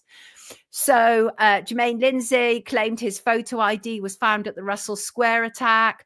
Again, the same with Hussein, and it, honestly, frankly, very, very dodgy, because such utter devastation that took place. Carnage. I'll just bring in this image just to show you can see what happened on the tube and what happened on the bus. And yet somehow the people who are responsible, their identities seem to survive this attack. Well, where have we heard that before? 9/11, that's where we heard it before. And it is important to note that all of these men were considered men who contributed greatly to their community, despite what was being said about them in mainstream press by hacks. When their community were talking, they were like, these people were really helpful. Mohammed Siddiqui Khan was helping children who were struggling at school. He was a teaching assistant. There was a video of him, which they've used in the Netflix documentary, and I think it's interesting. So apparently he was saying, we are at war and I'm a soldier, and now you two will face the reality of this situation. Well, that's compelling. That's compelling. Watching that, I'm like, well, I mean, that's really interesting. So that has to be evidence that Mohammed Siddiqui Khan was involved. That has to be, unless it was fabricated, which, of course, the state wouldn't fabricate intelligence, would it? And also, I mean, it looks bad. It genuinely looks bad. He's looking off to the side. But he's not speaking his own words. They are scripted. He looks like he's hostage. Were those words said under duress? And what's also interesting is there is also an image, a video, which they use in Netflix as well, of him with his child, where he's actually talking about how he has to go away to do this thing, and he has to, but he's going to miss the baby and mummy. That could actually mean that he was just going away to London on business. There's nothing in that video which is used to say that he was telling his own child that he was off to do jihad. There is nothing in that video to suggest what was happening. No, it isn't. If that is a devoted father, and by all accounts, he was a completely devoted father, when my daughter was little and when I had to go away or off on business, I would often sit down and say, Mummy doesn't really want to go away and I'm going to miss you. Those things are quite normal for doting parents. But it's been taken that actually what he was telling his child was, your dad is not coming back and I'm doing this for all of us. But that is not borne out by that video. It is not borne out by that video. Nonetheless, it is absolutely used for that purpose. And so what happened was these four we were told, the people who brought absolute carnage to the streets of London, and it was carnage.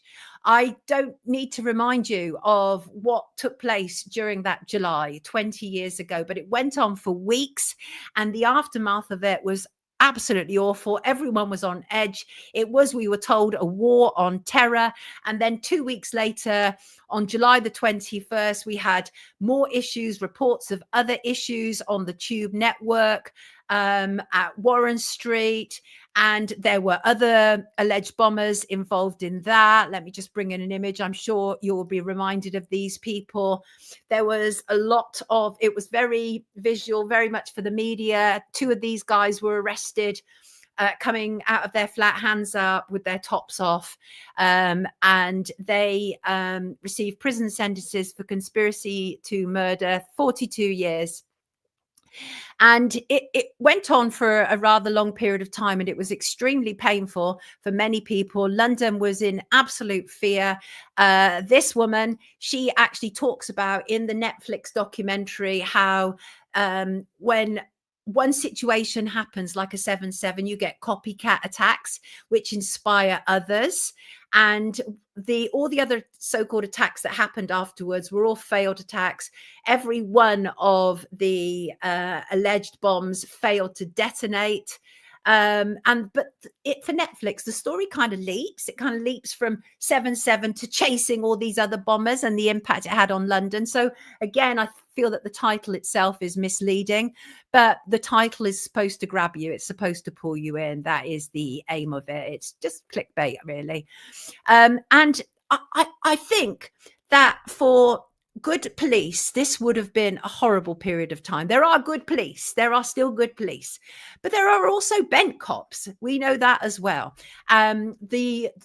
Then, of course, there was the situation, the unlawful murder of a completely innocent man on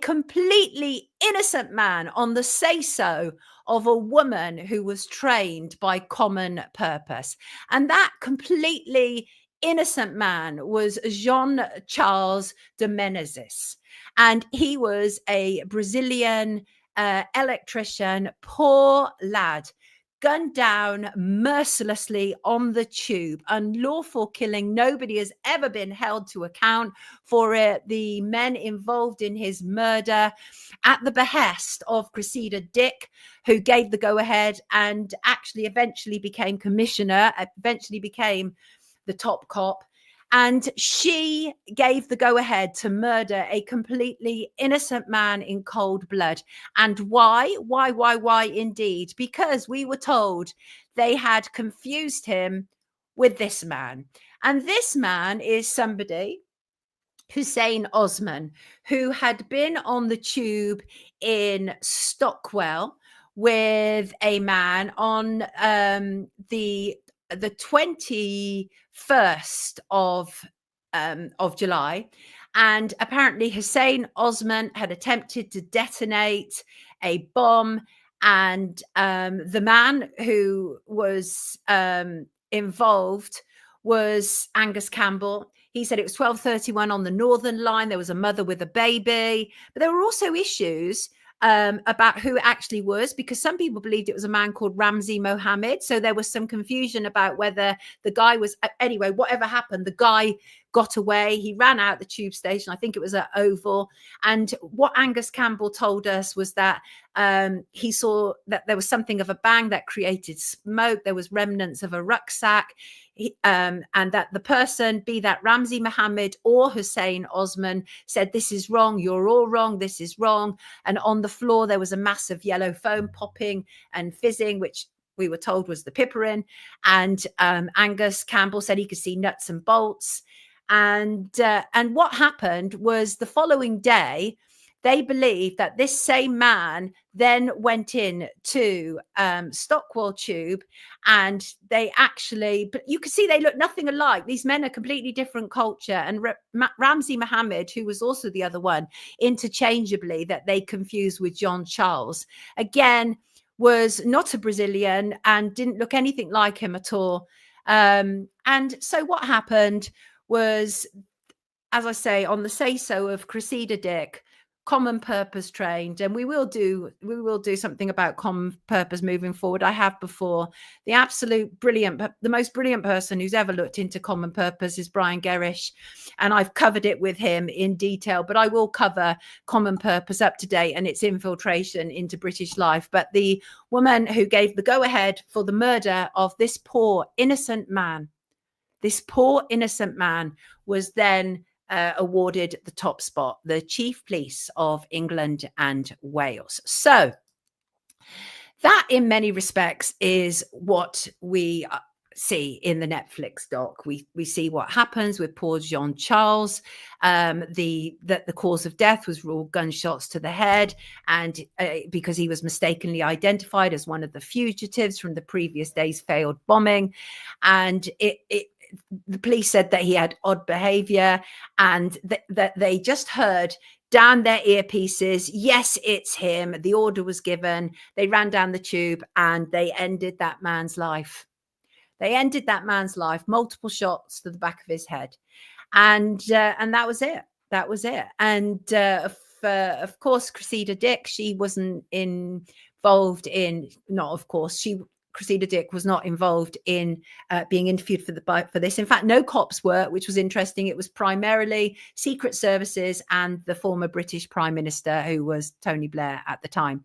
So that essentially is the story that is told by Netflix. So as you can see, it is absolutely the official narrative from start to finish. And I was recently, actually, before I get to this, so just to say, there are obviously alternative versions. Let me have a glug. And big alternative versions. Big alternative versions. So Netflix, 100%, is absolutely the establishment version of 7/7. And again, no disrespect to any victims of 7/7, which may or may not actually include the 4 men that people believe were the bombers. Right? Because I dare to say that sort of stuff around here. You won't get that on mainstream media. And I only say that after years of research. I do not trot out official narratives. If a narrative is official, it already needs to be subject to scrutiny. So the other person who had really looked into this in great detail and whose work I have looked at is Dr. Nick Colostrom. Now, you may have heard of him. Certainly, he's been demonized by the British establishment. He's often referred to as a Holocaust denier, which he refutes. But he wrote the book Behind the Veil of 7/7, an investigation. And he's going on facts and evidence. And his version is absolutely a parallel version. Excuse me. So that's available in paperback. I don't know if it's available in hardback.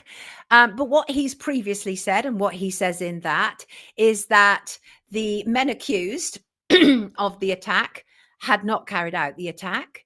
And Dr. Colostrom found many quite serious issues with the official narrative, including the issue of them getting on the train at Luton, including the fact that there were no post-mortems of any of the victims of 7/7, and including the fact that the police actually ended up having to correct the official narrative as they went, including to do with the fact that the train that they claimed had not left. It was a delayed train. And so the imagery that was put out of the 4 men at Luton Station was somehow falsified. And Dr. Colostrom has gone into this in some detail. He's had a number of editions of this book. I highly recommend it. And he what he tackles is something that I think really needs to be tackled around this. And that is there really a war on terror?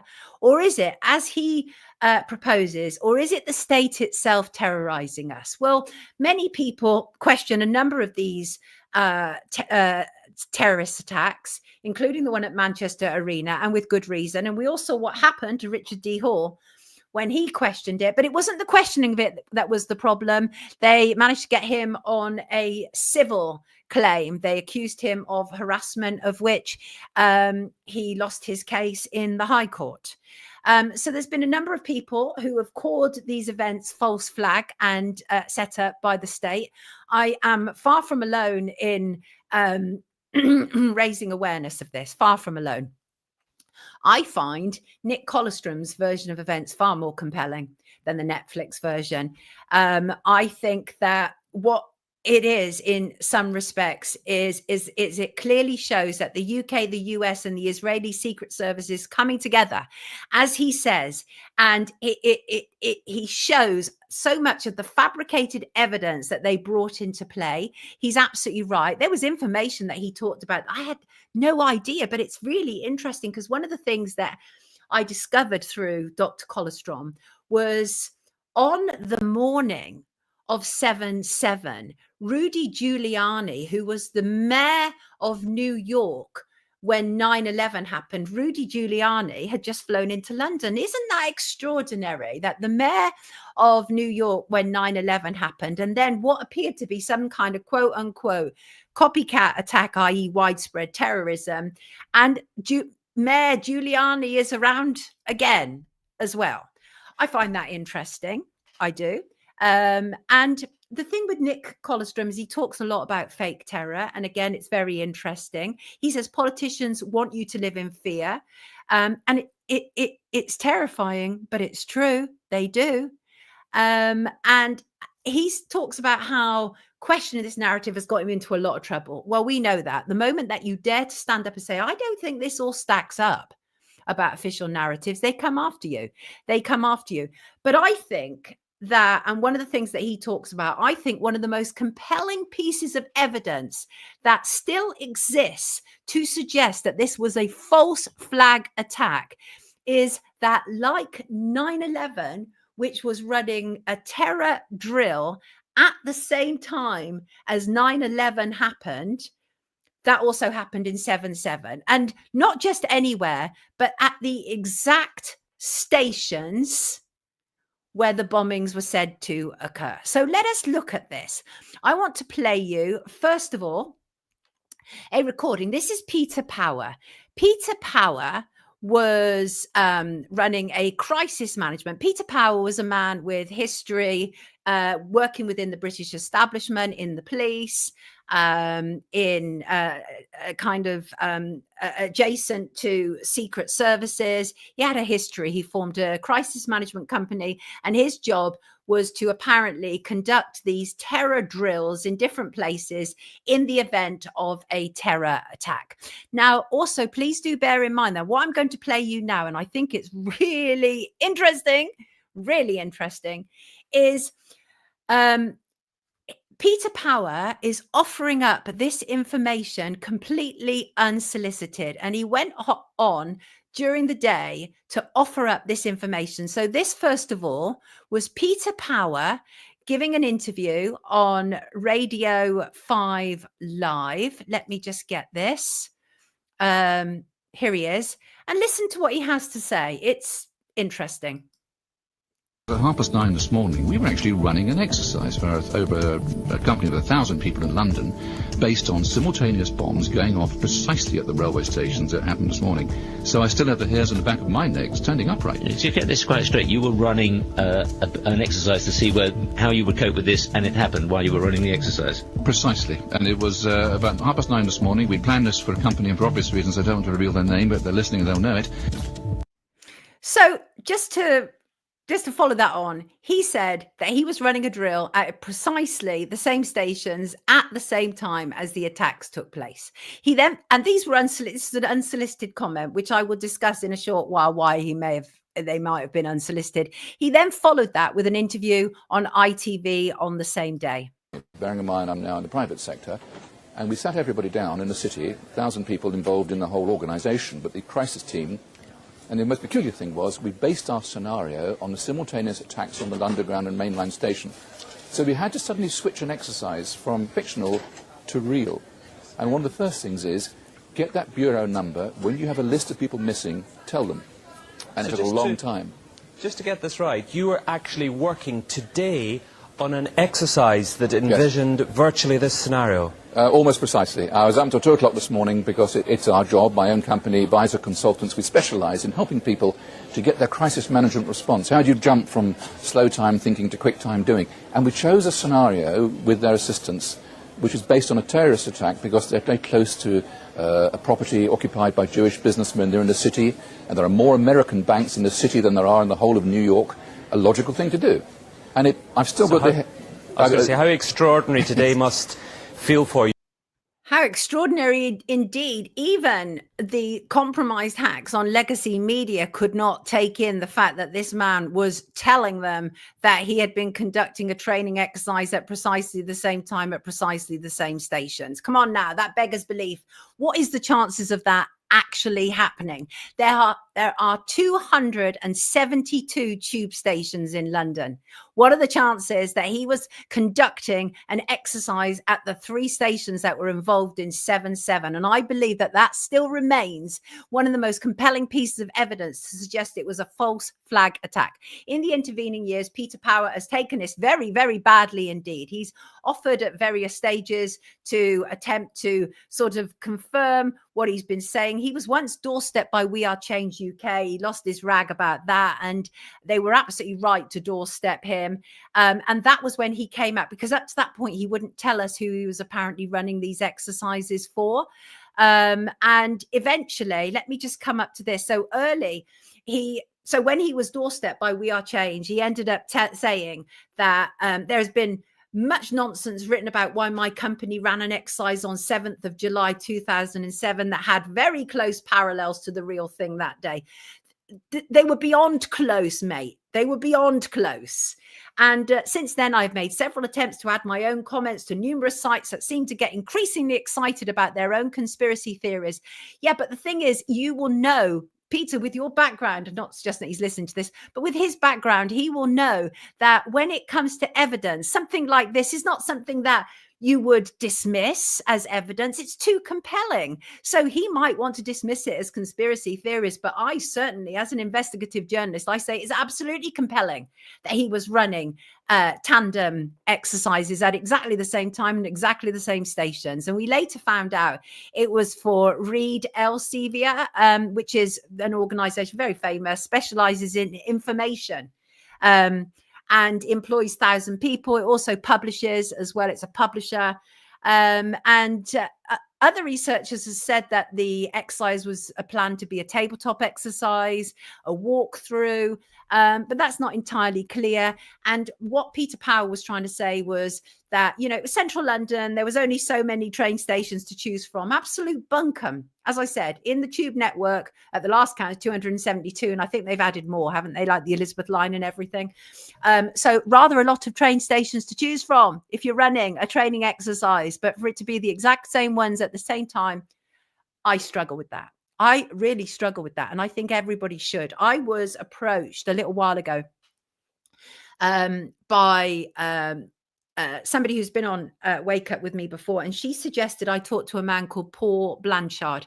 Have you heard of Paul Blanchard? Let me bring him in. Let me bring in his imagery so you can acquaint yourself if you are not acquainted. I suspect today's show might go on a little bit longer. That's the way it goes sometimes, yo.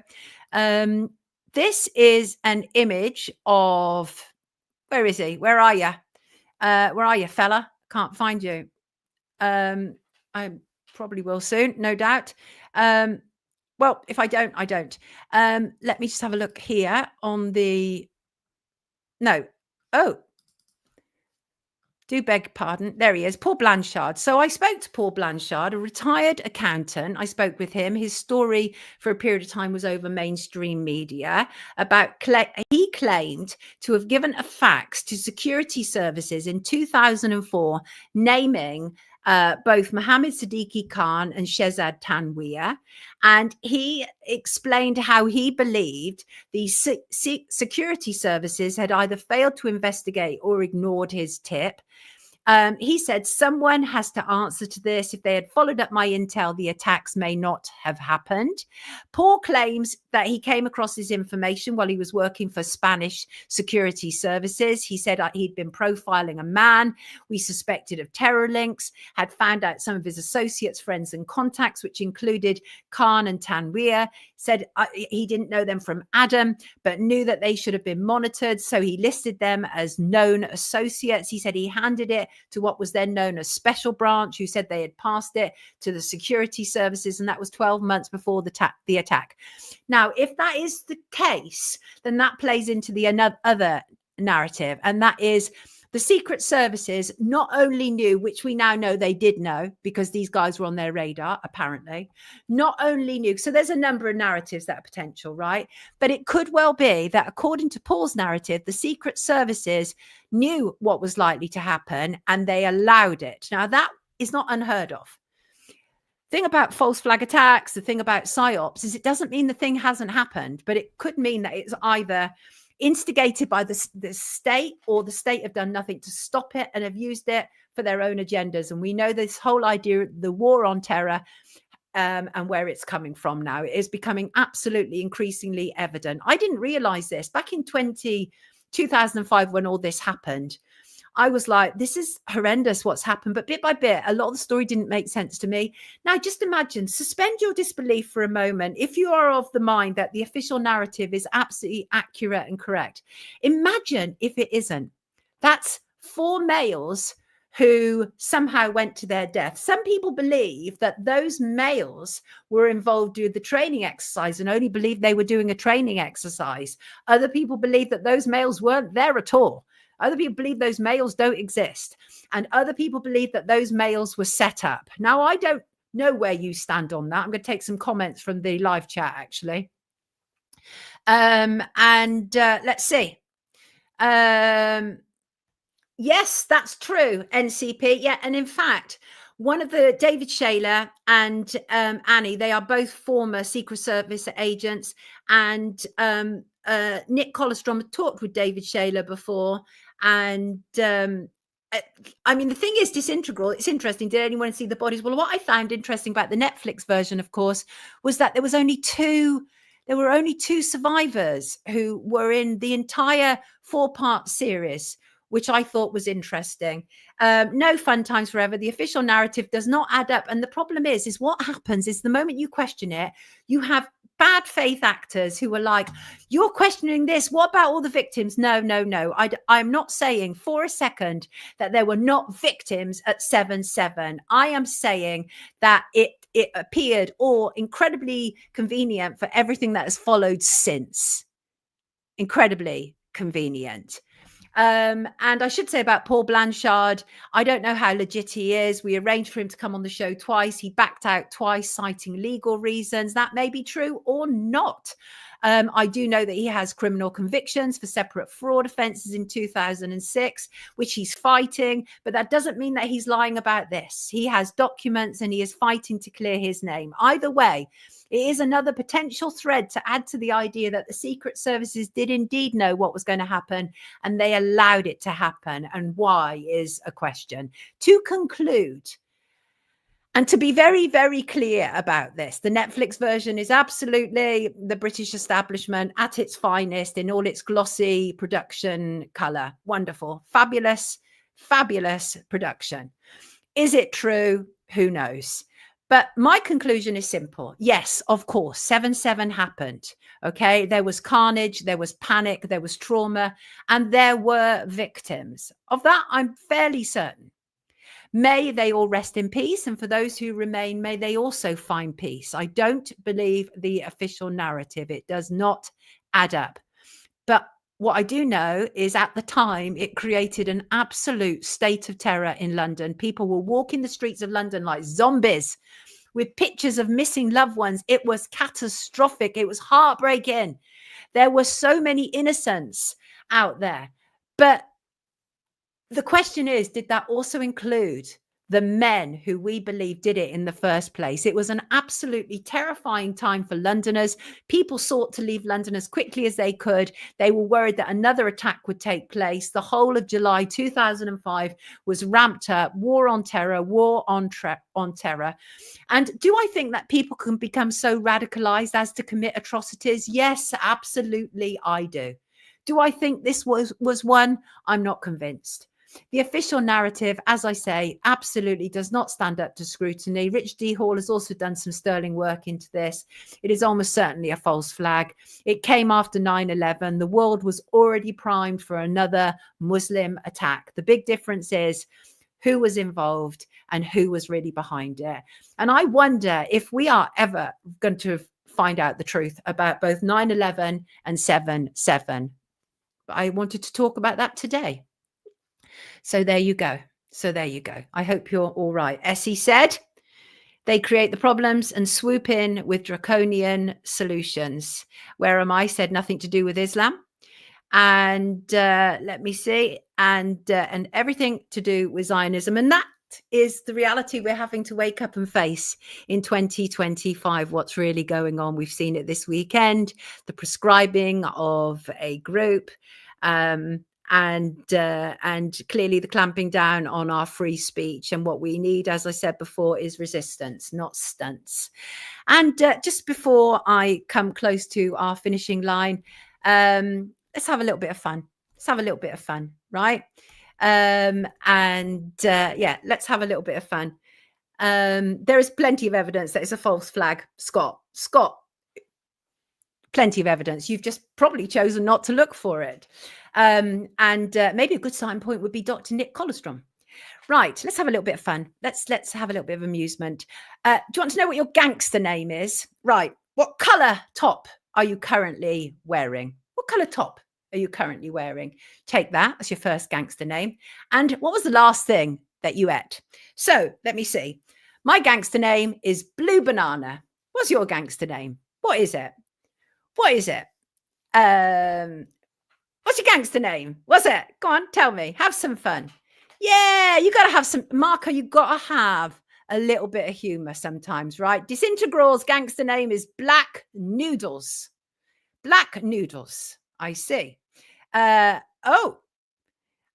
Jackie is Navy Pano Chocolat. And Rachel is Black Bread and Butter Pudding, and Fallon Fox is wait. Let's have a look at this. Fallon Fox, I missed that. Where did that just go? Mel's is Black Roll. Grumstick is Green Biscuit. NCP is White Chicken. Eleanor is Black Malt Loaf. And Christine is Green Roll. These are your gangster names, people. And I just thought, you know what? Sometimes we just need to break that. Oh, it gets so heavy, doesn't it? Doesn't it get so heavy around here? Yes, the 7/7 ripple effect. Absolutely, Sam. Some people don't want to question official narratives, right? Because they are kind of like part of maintaining the status quo. And that's what we have to deal with a lot of the time. I think that's a fair point. Grey granola. Mushy piece, says Salmir. What is a bogey, Mike? What is a bogey to eat? What is it? Sherbet beauty. I'm blue, blueberry, says SJ. See, you're all getting into the theme now, right? You're getting it. Mel's is on a fast, which is fantastic. Mr. Mac is pink potatoes. There's a gangster name if you heard one. Right, people, finally done it. Like, I have lost count of the amount of emails I get about this, the amount of messages. At the end of last year, we produced some mugs. We tried to see how that was working. And I'm still very, very grateful to the wonderful people who got involved and had the mugs created and distributed them. We had some headaches to do with eBay, because I was being reported and they suspended the account and we couldn't access people's addresses and stuff like that. And eventually eBay senior management reinstalled my account with much apologies and all manner of offers of incentives for me, just to kind of like go away and not say too much about it. But I did. I said rather a lot about it because I'm that kind of person. But I am today finally launching the Wake Up merch store. Finally, it's with Dashery by T Public. They have a fairly decent reputation for freelancers like myself. They are not overly what happens a lot of the time when you set these kind of stalls, right? You have your enemies who try and get it taken down and everything. And everything that I can see about Dashery is that they are dealing with kind of radical people like myself, and they are not easily swayed. And it was actually setting it up was a brilliant experience. I kept putting it off, and I ended up dealing with this wonderful woman called Larissa. At one stage, I said to her, Larissa, are you AI? Because you never can tell these days, right? She's like, she came back, she's like, do I act like I'm AI? And she was absolutely brilliant. So big shout out to Larissa for setting up my store. I'm going to bring it in right now. And you can just see an image of it. And let's have a look. Let's have a look. Here we go. The Wake Up merch store. And here it is. You can see Stand Up and Be Counted. We do news different. Someone had to. Those are totes. There it is. There's a tote. And what's great about this, a lot of the time, so I don't have to do anything. I do not have to do anything. They do everything. And these prices are a great deal lower than other merchandise stores as well. I have to do nothing, by the way, except adding new designs. These are our early ones. People Before Profit, which is available as a classic tee and in all other designs as well, in an assortment of different colors. I might get myself a pink one, actually. I still stand by People Before Profit. I am absolutely a People Before Profit type of person, unashamedly so. And there's a link in the description to our merch store, and you can get loads of different stuff on it, all these wonderful colored tees that I filmed. And also there's mugs, there's a tote bag, and let me just show you some of the other mugs. Let me just move it along slightly. This is showing me it now. Oh, it's still showing me tees. You can see where we're going with this. Lots and lots of colors, right? Lots and lots of colors. And what happens is that I will make a percentage from the merch that will go straight back into Wake Up. And it all seems really straightforward. I think decent value prices, quick delivery. I've heard from a number of people who are using it that it's so easy to use. And I need things that are easy to use because, as you know, it's taken me forever and a day to do this. You can also see the Wake Up mug, Wake Up with Sonia Poulton and guests. And I think that $15, which will probably be about, I don't know, 10 quid, is a really decent price for a mug, frankly. So that also encouraged me to get involved with them because I found that their pricing structure was really decent. I don't want to be in a position where I'm exploiting my viewers, not at all. There's a travel mug. I might get one of them myself as well. So there you go. I'm finally going to get a mug. Jackie, are you trying to tell me you never received your mug? That is insane. 11:11. It's 11:11 as I am announcing my merch store. Good morning, Grand Rising. The amount of people who said to me, could you do a mug with Good Morning, Grand Rising? Well, it's there now. There it is, people. And Squidgy, no, I believe that there is shipping from the UK as well. Thank you, Dave B. That photo was taken by my dear old friend Ray Burmistone, who has photographed far more famous people than my good self, including he's done all the Strictly pictures. He photographed Madonna. Every pop band that you can humanly think of was photographed by dear Ray Burmistone, who actually is a photographer that I gave the first job to, and we've remained friends ever since. And so he took the Wake Up picture. 11:11 is very significant. Gift ideas, absolutely, Ian. And again, shout out to the very wonderful and lovely Larissa. She was so brilliant. Like, I'm hopeless at stuff like this. This is never my priority, not at all. But she was absolutely brilliant from beginning to end. So hopefully, and also feel free to let me know what you would like to buy. We might not yet have it. This is the raw start. This is the start of it all. So this is the very basic of our store, and we will build on it. Thank you. Thank you very much. Wonderful. Calling all the angels. Raw Power said slogans are illegal now, though. In it. Yeah, Marcuson. It's wonderful. I'm absolutely thrilled to finally have done it. So that is one thing ticked off my list that I have finally got done. Thank you, Larissa. Big shout out to you. You are an absolute star. So please, people, if you feel so inclined, either for gifts or for yourself, everything that I receive will go straight back into Wake Up. Thank you. Art by Sonia. I like that. Thank you, Adele, as well. And thank you. Disintegral, we have 99.9 subscribers. Marcuson has already given us our video for 100k subscribers. Yeah, B, it's quite similar, isn't it? Jim's story is quite similar to how they, to my Spice Girls story, how I named the Spice Girls and kind of defined their characters. And then it was stolen from me and they claimed it was Top of the Pops. But it's not true. Don't call me Adele. Sorry, Buck. You're absolutely right. Thank you, Reba. That's it. We've done. We're sorted. Right. Donators as ever. You're absolute stars. I love you to bits. Thank you so much for being here. Thank you for supporting. Thank you for any of the super chat received today. You are amazing. Thank you, Zora. Thank you, Natasha. Thank you, Sticky Marks. Thank you, Simon. And thank you, Kath. And thank you for the super chat from Friday as well. You people are amazing and I love you to bits. And I want to end on this, and that is, don't sweat the small stuff, remember. Do you remember when that book came out? And it was amazing. It was Richard Carlson, who sadly died in 2006. He was an American author. He was a psychotherapist. He was a motivational speaker. And Don't Sweat the Small Stuff and It's Small Stuff came out in 1997. It was a best-selling book pretty much all around the world.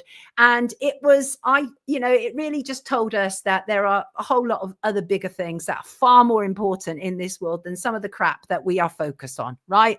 And that includes the crap that they have us talking about on social media, okay? And I think Don't Sweat the Small Stuff is a brilliant expression. And obviously what it means is prioritize what's important. Try not to worry about things that are not important. Don't sweat things that this time next week probably won't mean squat. And you know what they say, right? When they talk to palliative care nurses, they say that when people are dying, they don't say, I wish that I'd spent more time in the office or any of that.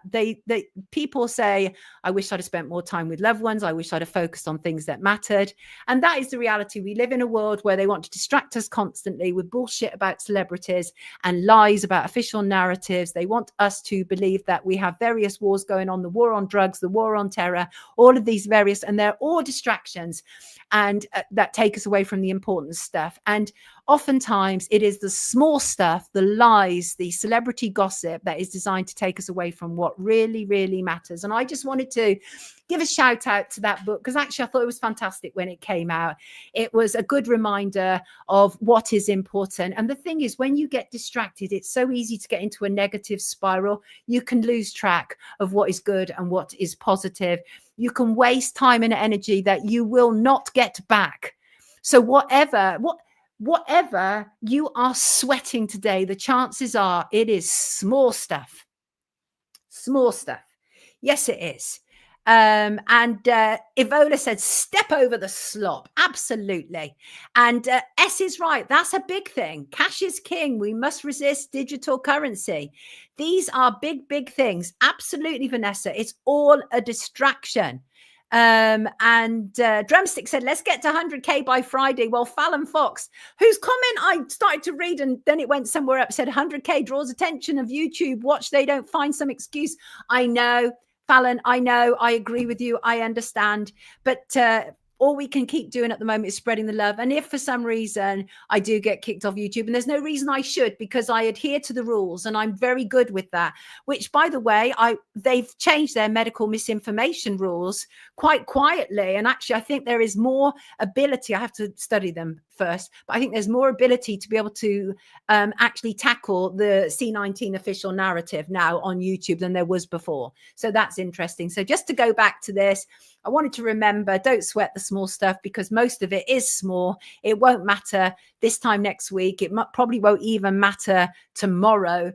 And it's the big stuff that we need to focus on. They want to distract us with BS. They absolutely do. Now, I think more than ever, I think we're living in an incredible time. I love the transparency of this occasion, that I can see somebody on the live chat and I know immediately that they are a wrong one. Right? That's how transparent we're living, right? And I just love that. Or I can see somebody on, whatever, on any social media and blabbing this and blabbing that. And I'm like, you're an absolute liar. You're a fraud. Because we are being able to see people in real time. And I'm really grateful for that. Now, I think that is important. I think that is important. So I just want to say thank you all for being here today. I absolutely appreciate you in every way. And I appreciate however you contribute or donate to Wake Up. And I want to end on a quote, because that is what we do around here. And that is, the most important things in life aren't things at all. I want to wish you a lovely week. I may or may not pop up. Who can ever tell with these things? But thank you for being here. Thank you for continuing to support our show. And yeah, let's keep going, people. Let's keep going. I love you lots. I will see you Friday. Have a beautiful week. Take good care of yourself. And just thank you. Thank you for being you, because you know what? You are important. You count. See you Friday.